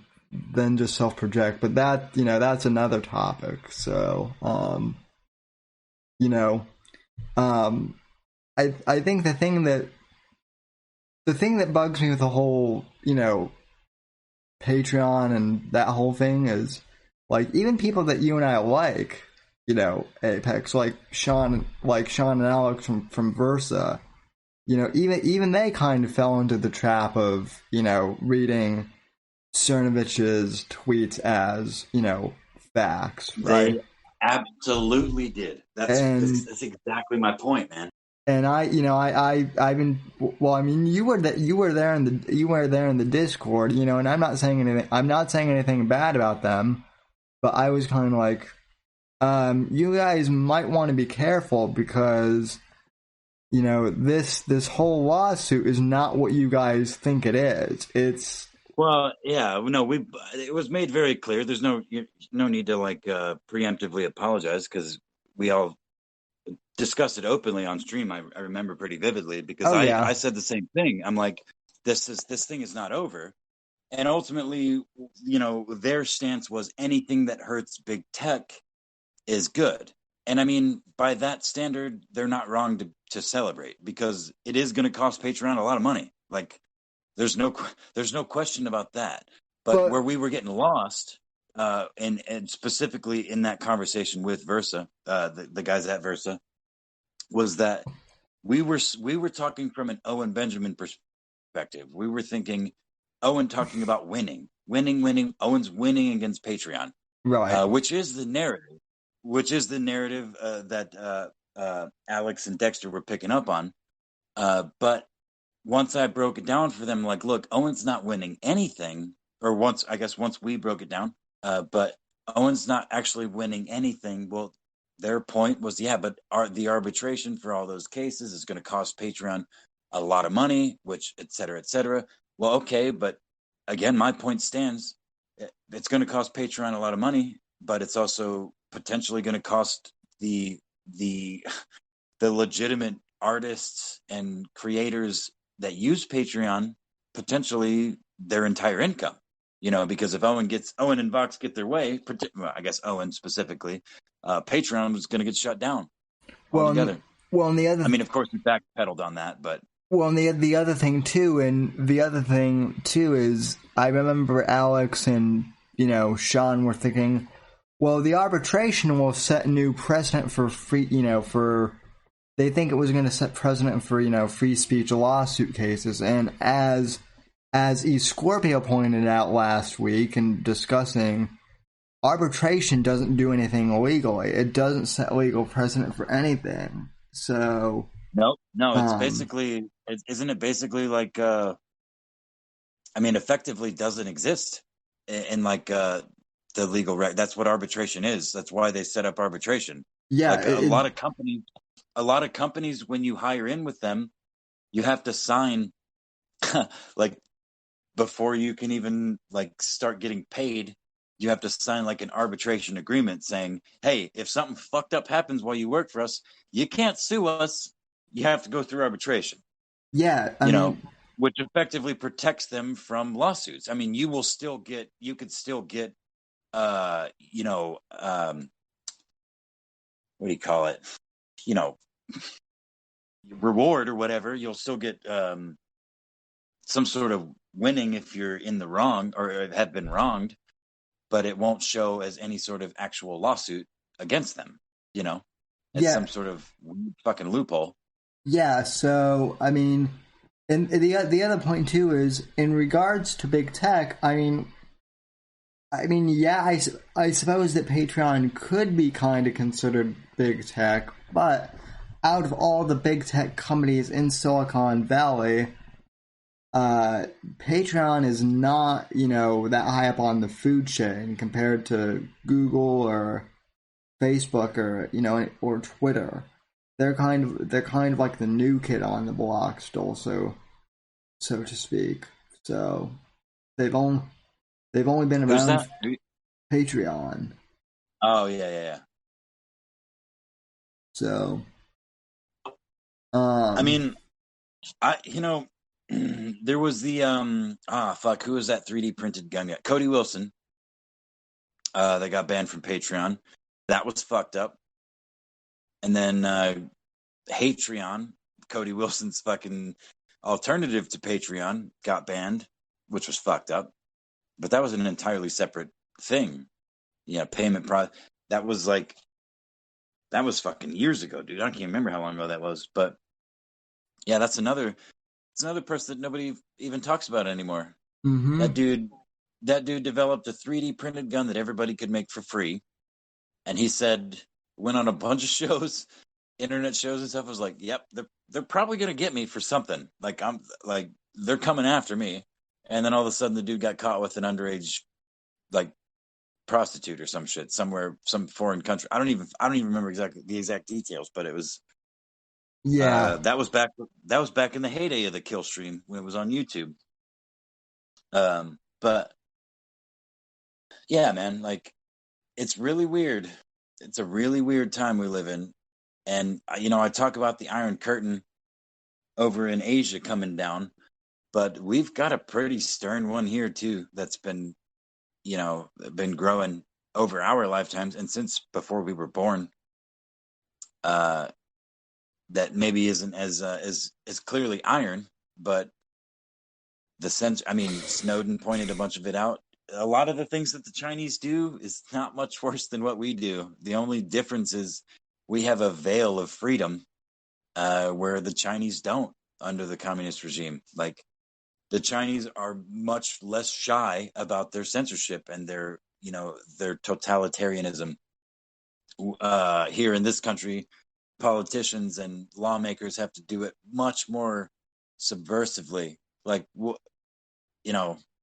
that's another argument that I've heard recently. Like, well, how do you say that we're any better? Well, I mean, we're better in a lot of ways, but there are points to that, man. There are valid arguments to be made that a lot of what China does in regards to monitoring and censorship and stuff like that, it's not, well, I shouldn't say a lot. I shouldn't quantify it in that regard, but there's a decent portion of things that they do and have done and continue to do that are literally like mirror image of what we, in the realm of spying, in the realm of information gathering and espionage to a greater extent, So. Well, and one of the points that Gavin McGinnis makes that I tend to agree with, he actually made this point a few years ago, was if you look at life over here, the U.S. government in terms of censorship and whatnot is pretty fair, actually. The U.S. government itself, that is. No, for sure. But the censorship comes from big, corporations like Facebook and Google and whatnot. Which the government doesn't regulate. Exactly. They're the ones who are more tyrannical here, and yet, and I mean, and that was something that my friend who is a big political science major, that was something that my IRL friend and I were discussing on Skype the other night is, I mean, basically, like or not, Facebook and Twitter own the public square, basically, on just general conversations with people. So, you have on the internet, yeah. Yeah, I mean, the internet is the public square, basically, though, right? I mean, yeah. You don't see people going out into the local, park like you did in the, 1800s or the 1900s and holding, rallies or discussions. I mean, you still do. You still do, yeah, but not as much as we did back then. Mostly the discourse is all online now. And so yeah.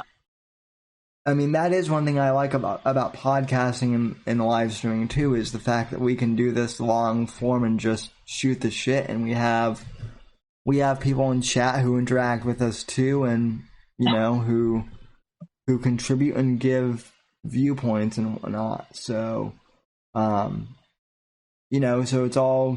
it's all a plus and minus thing. So, but anyway, I guess we're gonna wrap it up. Yeah, I think we'll wrap it up. So, anything you wanted to promote, or anything you think we should mention? Yeah, I do have one thing to say. If you aren't already, unfollow Apex_Gamma on Twitter. It's not worth your time. Unsubscribe from Apex Gamma Reloaded on YouTube because it's not worth your time. Subscribe to this channel though, the Whitfield Report. And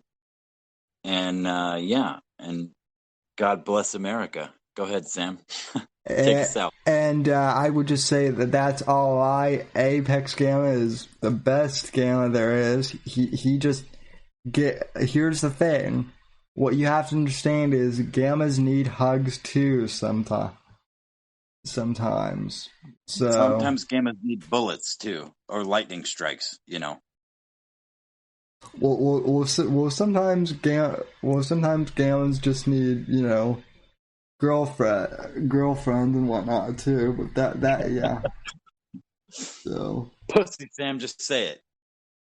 Well, I love you, Whitfield Report audience. Yeah, I'm gonna go talk shit in Versa Media now. I think. Oh, I'm gonna fucking join you in there too after I. All right, well let's go talk after shit. I grab a beer, but anyway, folks, I want to thank you for tuning into this program, and you know, God, freedom, legacy in that order, as my friend John Nerai likes to say. Shout out to Nerai and shout out to the DZ. I want to thank everyone for tuning in, and before we go, let me open the D Live chest for you guys watching over there. And I want to thank everyone who tuned in and has supported us on the channel. So I'm opening up the D Live chest right now. And as I mentioned, folks, I'll be renewing the website this week, hopefully, and getting that set up. So, thanks.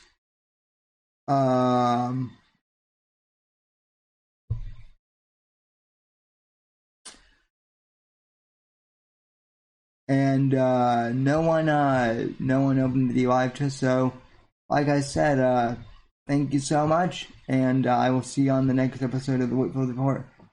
God bless America, and God save this great nation. Good night, folks, and I'll see you next week.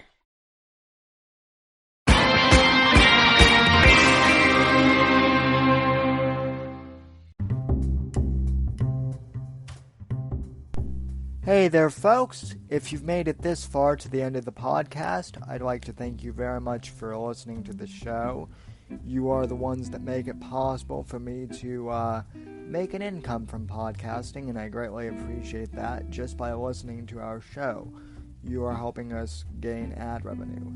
However, if you would really like to help support the show, I encourage you to please donate to the podcast and become a supporter of the show. You can head over to anchor.fm/Whitfield Report and click the support this podcast button and choose the amount that suits you to support the show.